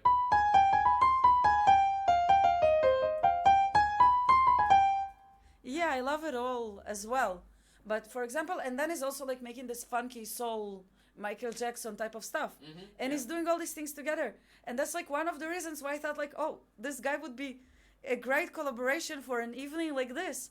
Because this is what I feel that I'm doing. Like I'm taking the music that I grew up with, and it's like it's part of what I'm doing. Like I'm bringing my roots with me and my influences and the environment that I grew up in. Yeah, yeah.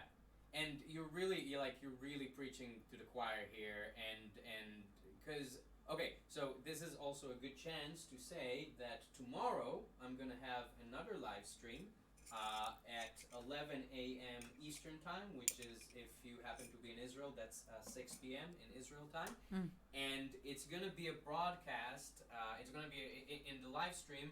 I'm gonna show what I try to look for is like Israeli songs that are more or less contemporary, not from right now, but from when I was, let's say, teenager or in the military, like the early 2000s and 2010 and so on. But I wanted to try and get some stuff that is not heavy on the lyrics and the words, because I want people who don't understand Hebrew to have some kind of access to the music. And there's a lot of examples of that. There's a lot of examples, once again, of Israeli singing in English, right? Just like of course. Wait. I wanted to ask, before I'm gonna say what I'm saying. I wanted to ask you about that. How do you feel like writing? Because you write both in Hebrew and in English. Me too, by the way. Yeah. And how does that feel to you? Like, how do you know when you're writing a poem that it needs to be in English, or does it need to be in Hebrew? Like, I think it's affected by the language that I'm currently using more. That really? That I'm processing so in when more. you're in English-speaking countries, you would you would write more in English, and when you're here, you would write more in Hebrew? Yeah, or not even just the English-speaking countries, because I've written songs in English, but it's like when I talk with people more in English, I don't know how to explain it, but so it's like I haven't written in English in a very long time, actually. Oh, okay. Because I'm so caught up in what I'm doing here right now in Israel and with my Hebrew music, and I'm so excited, like, because there's like my favorite Israeli artists. We were talking about Israeli music. My favorite artists are the one who like bring in their roots and bring in their own like special spice blend into their music, and I sort of kind of found this thing for me, that I'm like bringing something that is really mine in Hebrew. And I feel it's really distinct. Like I have my own style, I have my own sound, and in English it's more in the process, and like it requires some different, I don't know, it's like not the time for that, I guess. Maybe when I'm in a couple of years, when I'm done like doing what I'm doing here or something, when I go traveling again or something, or I don't know, I go someplace else, then maybe it will be more about the English, or maybe, I don't know, other opportunities, like somebody would tell me, like, let's do some gigs in Europe or whatever. I'm hoping that you're not done here. I'm hoping that you're successful here and you want to be done here, so But, done building myself. Done, towards success. Yeah, that's it. It never works like this, though, because, people have this conception that I think, I even had that conception that at some point you just get famous and then that's it, you're famous, but it really doesn't work like that. Yeah, it's famous like people have very tough time keeping themselves relevant after yeah, that, and it's not just that, like there's always in the movies that all of a sudden like people turn on the radio and they listen to the song, and then it's like poof, this person like is this is the next Robert Plant right here. And in reality it's like, okay, my song was played on the radio not that many people care. Right. Yeah. Which is normal. Yeah. You know, Yeah. before, That's how it usually like, goes. it took me so many years to actually record my music because of this fear, you know, this perfectionism Yep. and avoidance. Yep. You know, that, like, I'm gonna put all this effort and still nobody would care. And even when I was recording my songs, I had this nightmare. Like, a few months before I released my first single, I had this nightmare. I was sleeping at night, and I was dreaming that, like, my single was released, and nobody cared, and I had like 18 views or something like that, and it went completely unnoticed, and all the great hopes and dreams that I had for this, like, it all went to waste. And I woke up in, like, cold sweat, like, not knowing what to do. And then a few months I later, identify with that and so you much. and you realize, And my videos usually get about yeah, 18 like views that's anyway, that's so yeah, that's like, that's your let me point. get to the Okay, point. okay, I'm sorry. That, like, a few months later, the song was released, and it wasn't that far from my nightmare. I mean, it was slightly better, but it wasn't, like, if, let's say, like, if it was closer to my fantasy or to my nightmare, it was like, this is the fantasy, this is the nightmare. It was somewhere around here. Yeah. And it's okay, because you learn that it's part of the process. Like, sometimes you have, like, those little encouragements, like some great musician that, like, you hear and you value, like, tells you, like, wow, you know, that you're very good at what you're doing. Or when somebody comes up to you after a concert and telling me, like, listen, you really touched me, like, you really moved me. Your authenticity and what you're... These moments, they're worth. And then it's like, you know, okay, so I made a concert, and there was, like, I don't know, people were talking during the concert, and there was, like, I don't know, like 12 people in general, and they're all, like, just locals of this bar. And they were talking, and, like, all the concert, I'm, like, feeling horrible. Just like, what am I doing here? Like, this is so embarrassing. I'm like, interrupting them. Like, I'm not letting them to just sit and, like, drink their beer. Right. In a chill way.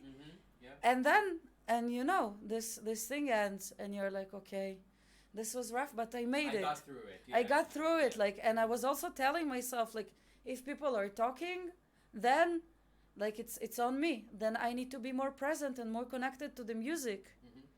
And that way, like, if it touches me, if I'm present, it would move other people as well.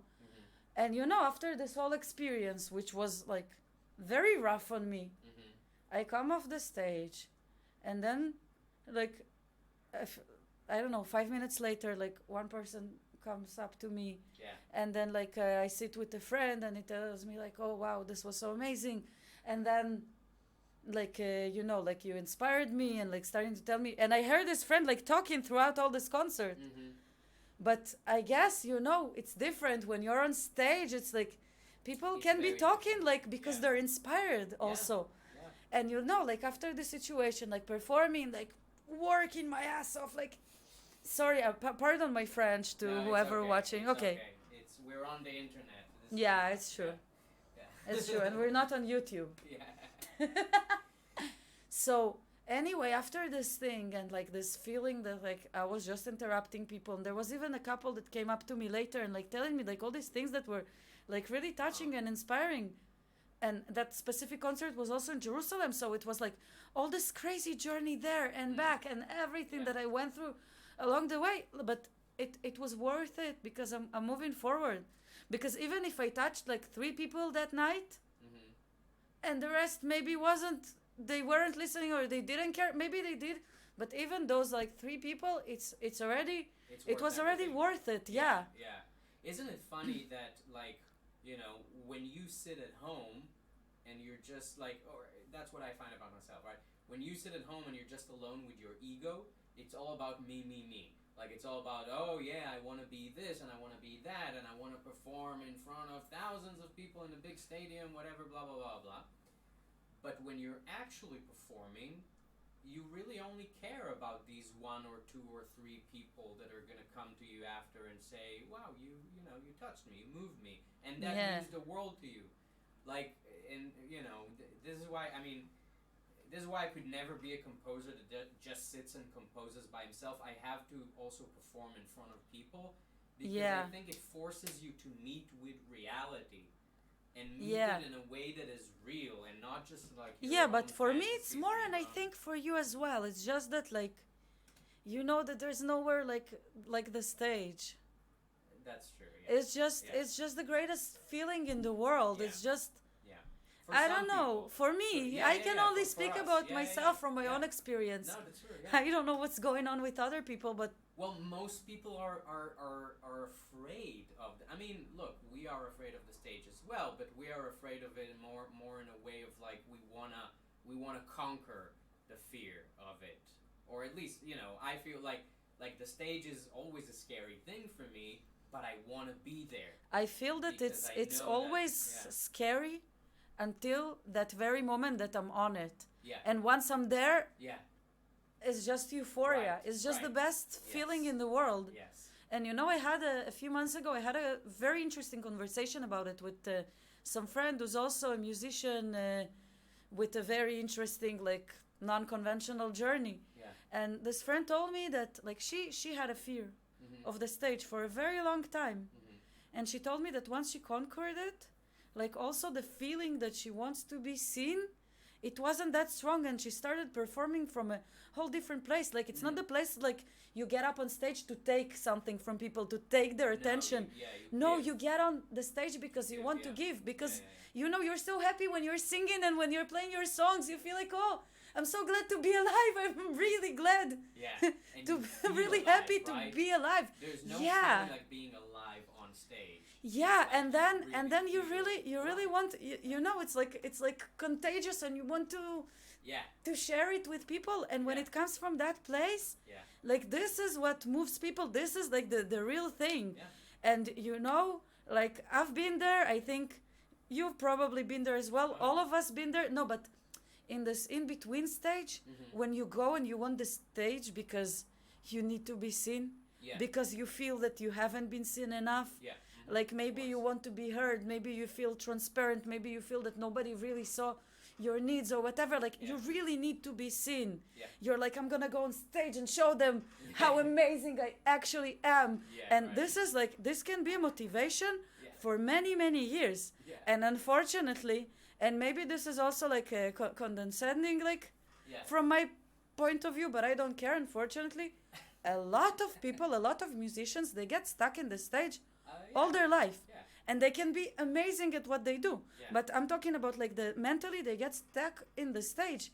And I feel that if you manage to go through it and past it and try to get your, like, feeding from other sources, more from within, or, like, build your own resilience Yeah. in this world, Yeah. like, give yourself the attention that you need, Yeah. so that you won't go on stage just because you're, like, gasping for air, or you'll die. Yeah. No, you go there and you're like, I'm good, like, my Yeah, life is like, I love myself, everything is okay. Yeah. I'm seen, I know that I'm seen, I know Yeah. that I'm heard. Yeah. I'm going here because I feel that this is where I should be. Yeah. It's just as simple as that. Yeah. This is what I should be because my voice is louder. Yeah. Oh yeah. Yeah. Well, that's yes. Yeah. Literally speaking. No, for me, very literally. I mean, For me as well. okay. One of my first memories from elementary school is that I think it was maybe first grade or second grade, something like young, like 6 or 7, and I remember the teacher asking something in class, and I put my hand up, and she tells me to answer, and of course, I was always this sort of kid of like, yeah, I want to show that I know the right Yeah, answer, yeah, right? same. So, and I start saying the answer, and she stops me, and she's like, "Why are you shouting?" And I was really confused. I remember being really confused in my head, because in Yeah. my head I could not hear myself shouting. To myself, I was just speaking at my normal voice. Yeah, I've been hearing this all my life. But but throughout the years, I've learned that my normal voice for most people is really loud, and I get it. I get it now. I understand that. But also, yeah, I mean, it makes sense why I would go the way I am and sing and perform and act. I also have the voice to do it. I never. Well, it's interesting. I didn't think of it that well. Well, yeah. Well, let's see. Let's see. We have 25 more minutes. Ooh. How? Okay, so we still have Shayach to do, right? And then do you want to do a movie? So Yeah, I think so. think about it. We're not right now because I checked the time because I wanted to see that we have enough time. And we had Moonchild, but I don't know if I actually want to Oh. do it right now because it's sad. Well, sometimes there's sadness. Yeah. Yeah, sometimes there's sadness. Like the song actually came up to my head because my dear brother, who I love dearly, he lost a friend a week ago. Like a friend of his got killed by an elephant in Nepal, and it was a very, very sad, tragic story, and it really affected me. Yeah. And it reminded me of a friend of mine that also died young in a very different circumstances, like more out of neglection, let's say, but it was a neglection that was like a price of living like the freest life I've ever seen anyone living.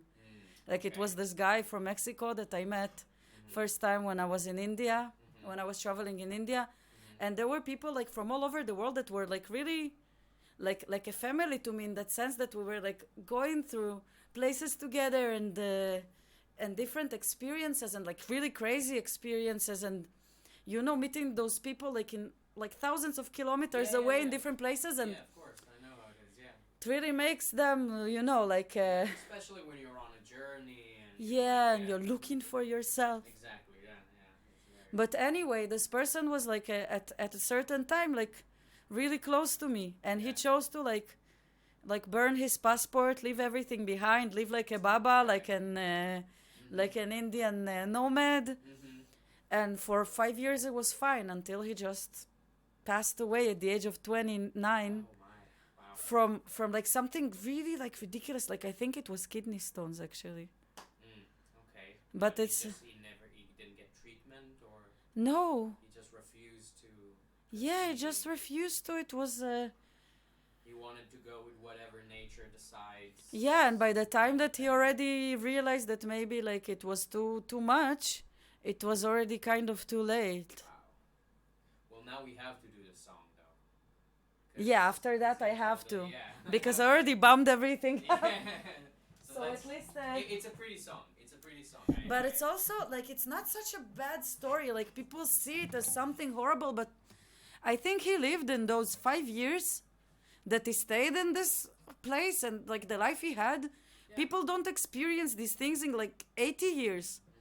That was his choice, and it's just it's much more painful, I think, for the people who stay behind. Right, of course. Like the person who's yes. gone. Yes, when you die, you don't have to care Yeah. about any of that. But it's so strange, like the fact that like some people, they're just like, you know, you're young together and your whole life is ahead of you, and some people just die young. Yeah. For no reasons, you know, like not even people who are sick or like They just things just happen in life. Yeah. And we can just be happy that we're alive and well. True. And this is a song about that, right? In a sense, yeah.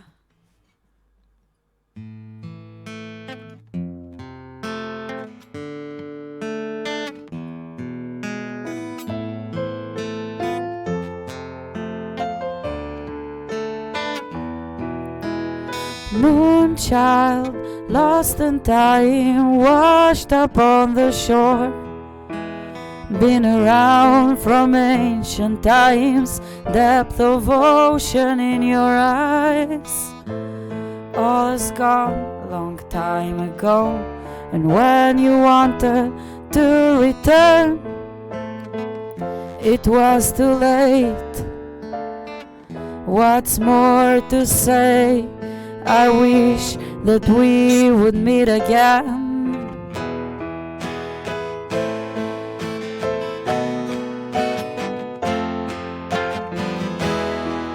I hope you knew how loved you were despite the time and space.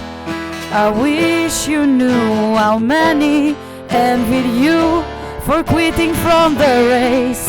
It seems like all the light has gone, but it will always carry on. Your smile will always shine upon whoever crossed your path.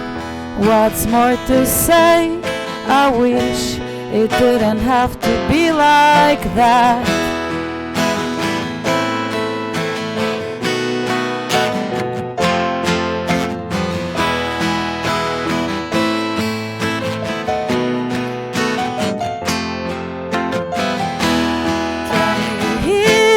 Bells are ringing.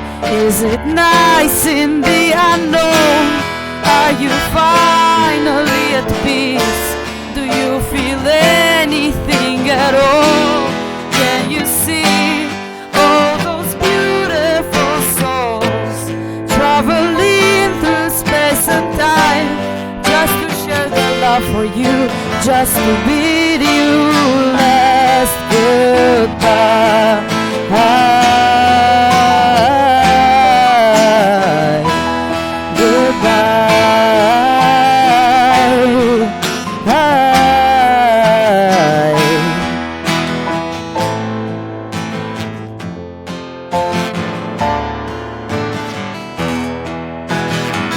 Moonchild, sunshine hair, depth of ocean in your stare.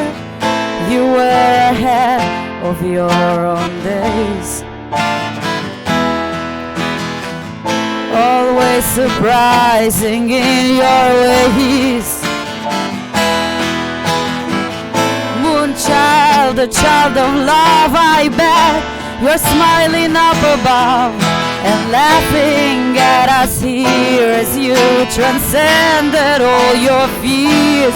What's more to say? I'll always feel you near.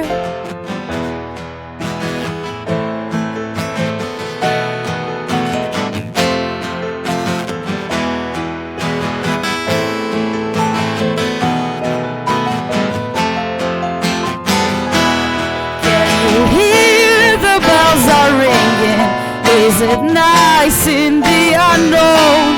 Are you finally at peace? Do you feel anything at all? Can you see all those beautiful souls traveling through space and time, just to share their love for you, just to bid you last goodbye?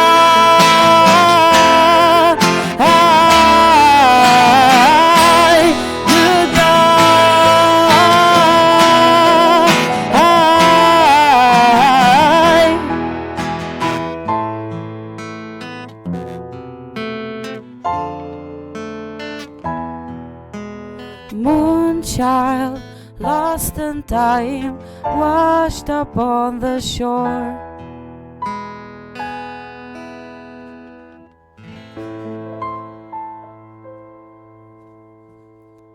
In loving memory of Roman Mora and of Samuel Shmulik Boykaner.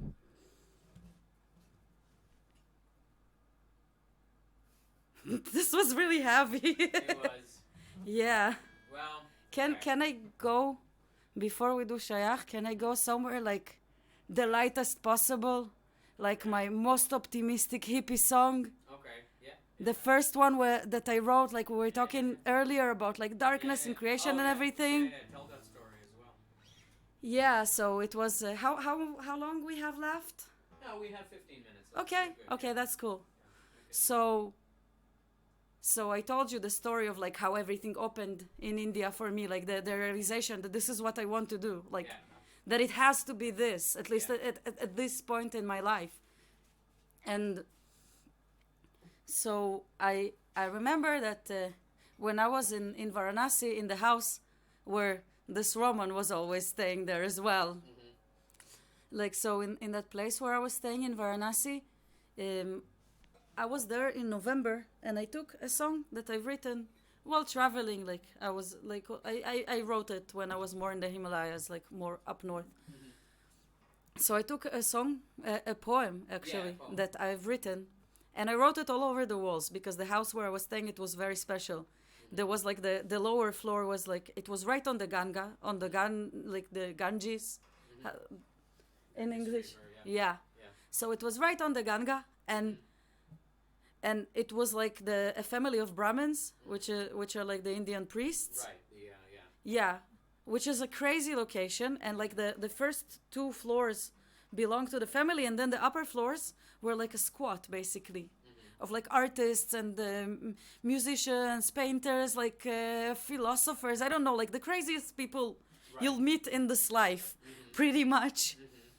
And there was like arts, there was different like art installations or like paintings or writings all over the walls. Yeah. Mm-hmm. And so I took this poem and I wrote it on the staircase, like on the, on the wall next to the stairs. Mm-hmm. Yeah. Like big chunks of it, like big letters, everything. It was very dramatic again. Yeah. And then I went to South India. I was in Goa for a while. I was like in Nepal, in different places. Like, no, it was before Nepal. Never mind. I was in different places.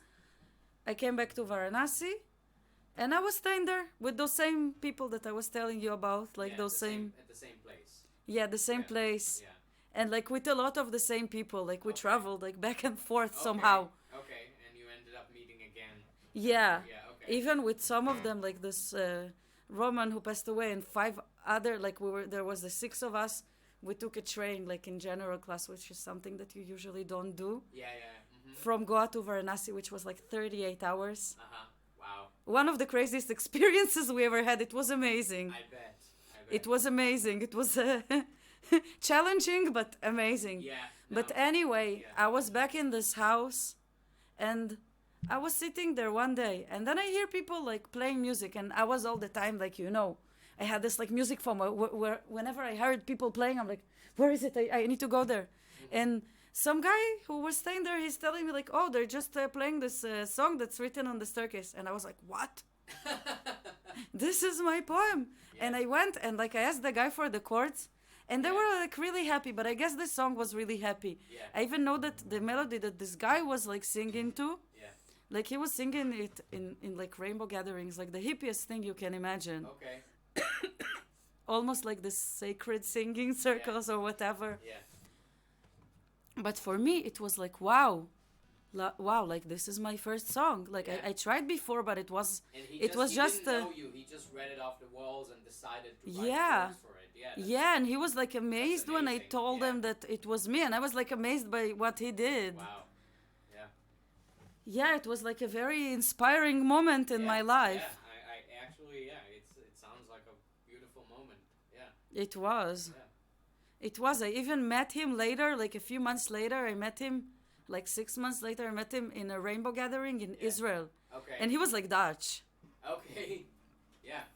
And did you end up singing your song? Of there as course. well? Yeah. Yeah, he told me, like he showed me in his notebook. He had like all the lyrics written Wow. down, Wow. and he told me, "Listen, I'm going through rainbows, like and singing the song." Wow, that's crazy. Yeah. So if you happen to be in a rainbow gathering, you might hear this next song. So Maybe, I don't know. It's been I think it's been 8 years or so, like Okay. 7 years. okay, well, Maybe you'll never know, but this yeah, is you like might hear it again. by far like the most optimistic thing I ever did. Okay, good. So yeah. So Yeah. We are going on a very lighter note. Yeah, Okay. we have to after Yeah. And after I what don't- we experienced I don't earlier. know this song, so she's just gonna play it on the guitar. Yeah.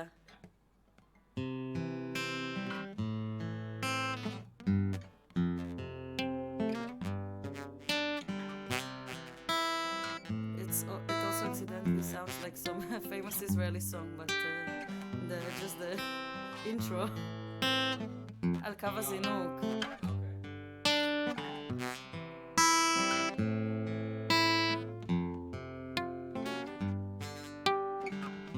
When people tell you that you're shameless,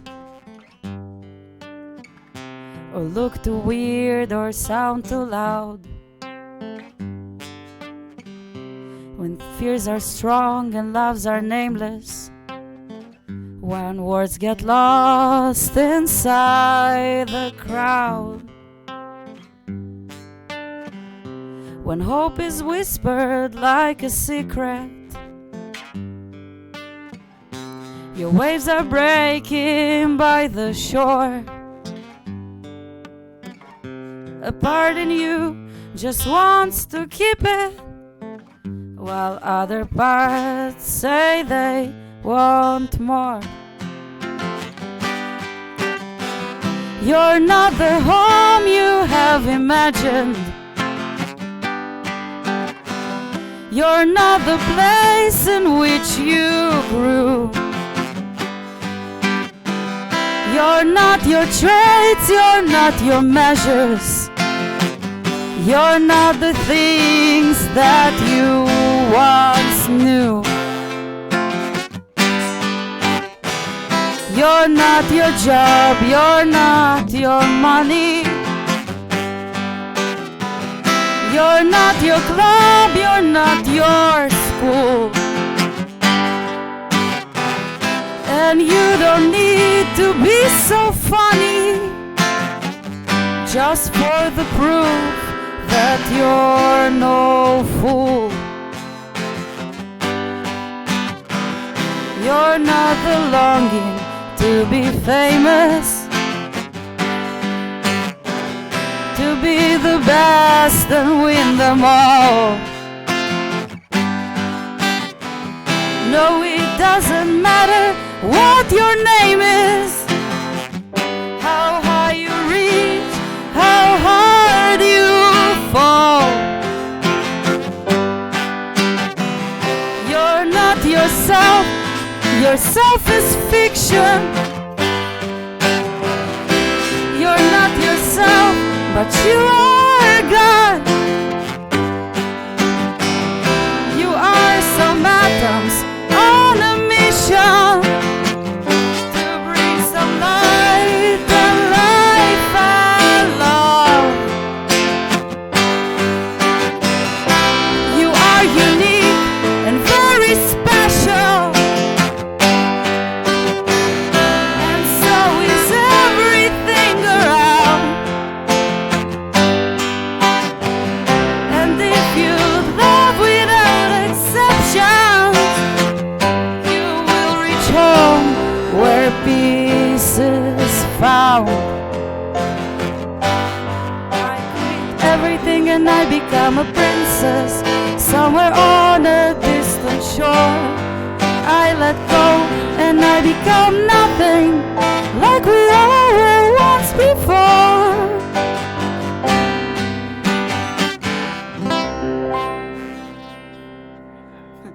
The last part is the addition of this Dutch guy, because above my poem somebody wrote, even before that, I quit everything and I become a princess. Wow. Not became, and I become a princess. Yeah. That's awesome. I really like this song. You should definitely sing it more. I'm really glad. I don't know. I have some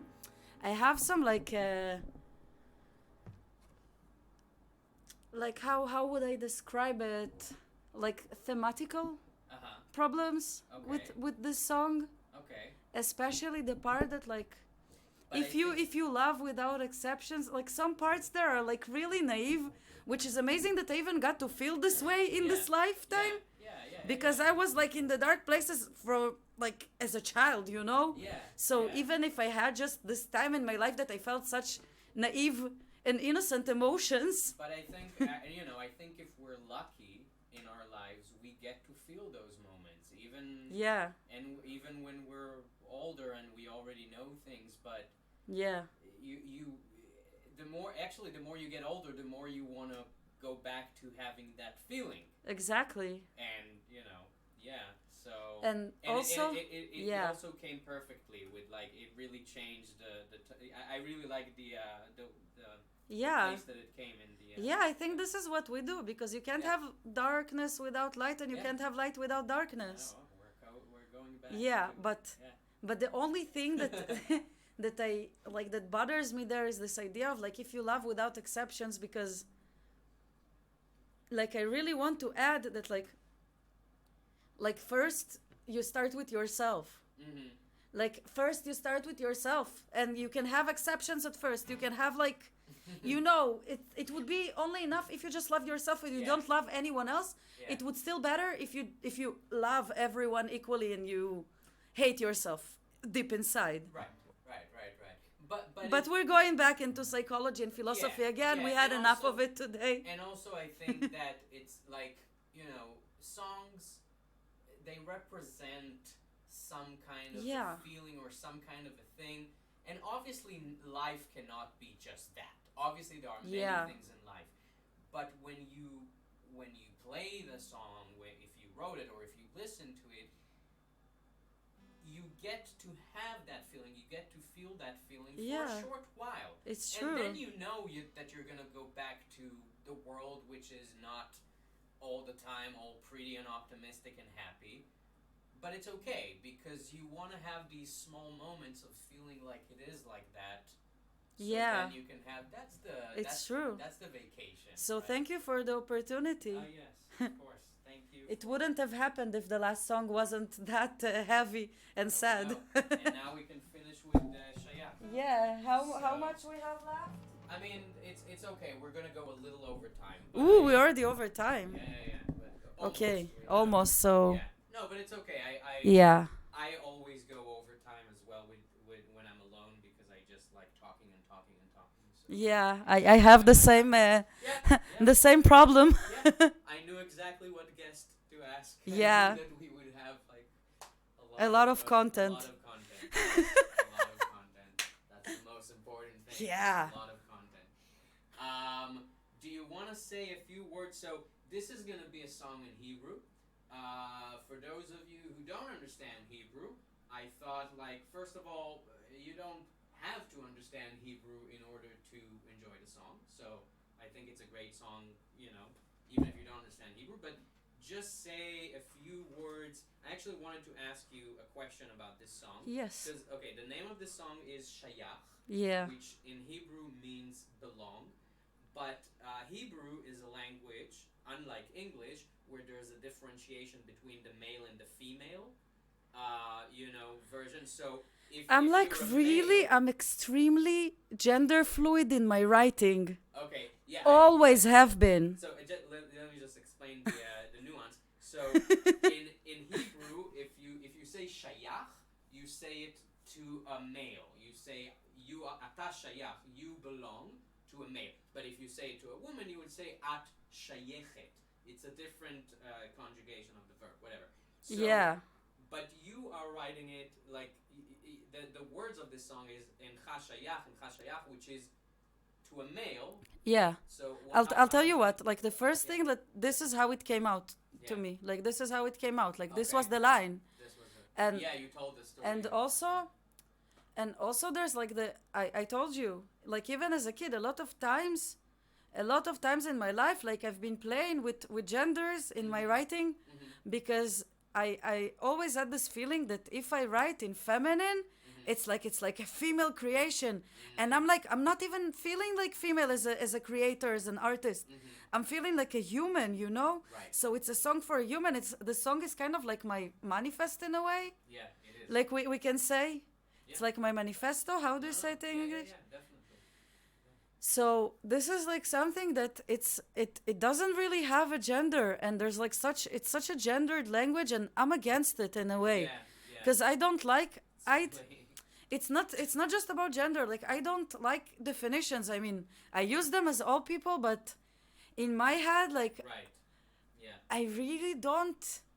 I'm trying. I'm seeing more difference, like more similarity between people who have like similar patterns or similar upbringing, or I don't know, like similar, like they like the same thing, or like they're both like extremely sensitive or something like that. Like I'm judging based on that.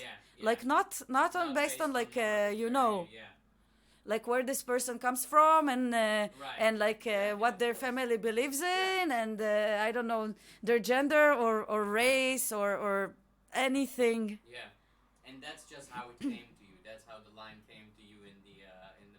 Yeah, but I have it in other songs as well. Yeah. even in songs that are like more personal in a way, because again, sometimes I feel like sometimes I write from my experience as a woman, and sometimes I write from my experience as a human. Yeah. And I want a song like that all people can relate to. Yeah. That it wouldn't be like, oh, I'm singing now like to my inner diva or something like. That's not the kind of music that I do. Yeah. I feel like I have a lot of like in my art or in my music, I have a lot of like what they call like masculine energy. Okay. Like if you go to like I don't know, Yeah. more yeah. Eastern approaches to this thing, like with the right. yin and yang and Yeah, all and everything. And I've always felt more connected to like music that was made by men. At least I don't know if always, but ever since I was like 12. And so for me, it's like I want to write songs that people can find themselves in them, and this is how it comes out sometimes. So explain just in a few words what the song is about, and then we can do it. So the song is about what most of my songs are about. About belonging. Yeah, just about looking for a sense of belonging, looking for a place, and feeling out of place in like most of the time. Like when the song came out as the first single that I released, I also kind of like called it like and I called it based on some note that I got from somebody. Which is on Spotify, by the way. Yeah, with an amazing video on YouTube made by Itano Studios. Yeah. Yeah. So anyway, when I just released the song, like one of the ways that I described it based on something that somebody once told me is that it's kind of like an anthem for outcasts, for people who feel that they're like out of place, that they can't really fit in, you know, and like we always need people to console console us. Yeah. We need to feel like we belong, and I really I mean, I wish I could. I was just looking at the lyrics in Hebrew, trying to find like a line that I wanted to translate into, but they're all good, so I can't. It's hard for me to choose. Yeah. It's like, okay. So if you understand Hebrew, good for you, because it's a really good song poetically. But if not, then it's a song about belonging, and I think it's well, the line that I do like in here the most is the part. So I can't I'm not gonna read the whole thing, but it's like you're saying you don't belong there, you don't belong there, you don't belong there, and then you're saying you belong to yourself, which also like I really like I'm the most apolitical these days, like in the last few years. But it's like the line that comes before it. You don't belong to any country or to any land, far or burnt down. And this is like I don't know, the things that are going on these days in Israel. Like it also feels like relatable to me that like. Yeah, we're not going to talk about No, I'm not. I don't want to talk about it. I do like this is what I have. The song is what I have to say about the situation. Yep. That's it. Yeah. Like you don't belong anywhere, and then you belong to the places that you thought you wouldn't belong. Like this house, this crazy Muna house in Varanasi, where I felt the greatest sense of belonging I think I ever felt in my life. Yeah. And it was like the craziest constellation, you know? Yeah. But and it also goes back to what we Yeah, talked about just at the beginning, which is goes back to it. What is coming to you. You belong to yourself. Yeah. Which is why the things that you get from the world and the way that you are feeling inside you is the only thing that you can trust. Yeah, that's the only thing that you can trust. And I would say something else, which is my political view, and I'll end with this, is that, no, don't worry. Don't worry. It's not going to that place. I'm not worried. Is that that's the only thing you can actually affect. Yeah. The work that you do with yourself. I believe that we're living in times like it's times of revolution, let's say, but it's coming like from within, from the inside out, of people like working on themselves, becoming better, living a better life, affecting the people around them. That's the only way it can work for me. I don't know, other people, they can have like go to protests and have like all those active methods. For me, the only action that I can take as an artist and as a human, the only way that I feel comfortable with is just through like trying to be as real with myself as I can. Yeah. and trying to live my life in the most like honest way, and trying to be kinder to myself and then to others, and that's the only thing that you can do. yeah, that's the only thing I can do. Just try to be happier and kinder. Cool. Yes. Song. All right.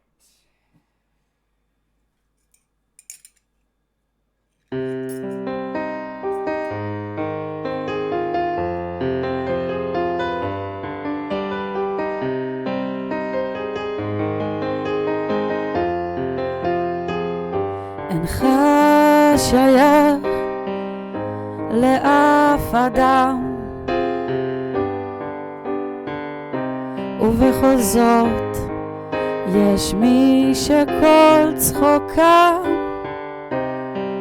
מחזיר אותך לבית חם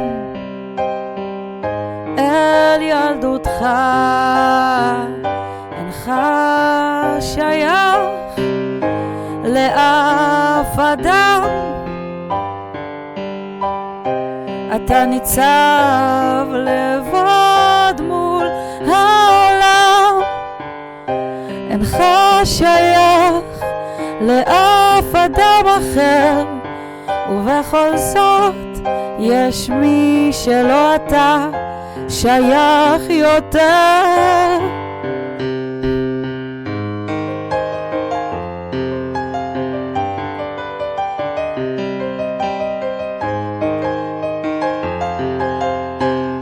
אינך שייך לאף אדם, אינך נציג של עיר, של ארץ או של עם.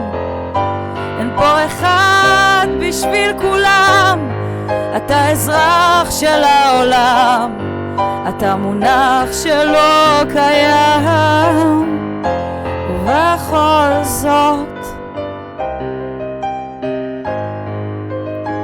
יש מקומות, יש רחובות וסמטאות וחצרות, בהם תמיד יגיע משהו מוכר. ובכל זאת יש מנגינות שעל נימי לבך פורטות,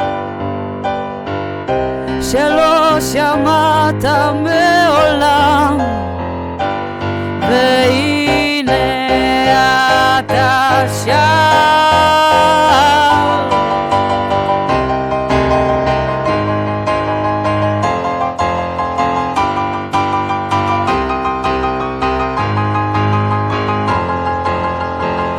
אתה שייך למרחבים, לטעמים, לניחוחות, אתה שייך לרחובות, לסמטאות, לחצרות, אתה שייך לכוכבים, לבליל של צבע ושפות, אתה שייך לאמונות הנשפחות במנגינות, לפעימה שבלבך, צליל לא ידוע אך מוכר.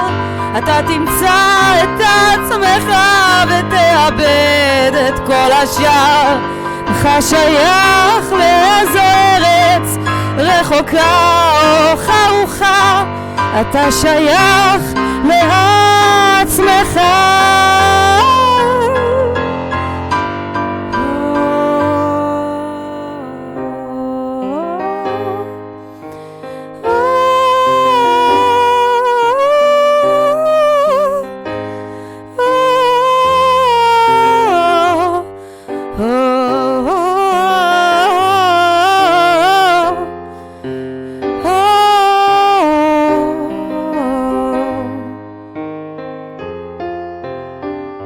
אינך שייך לאף מקום, אינך קולם של דור, של מין או של לאום, אינך שייך לאף מקום, ובכל זאת יש מקומות בהם אינך שייך פחות.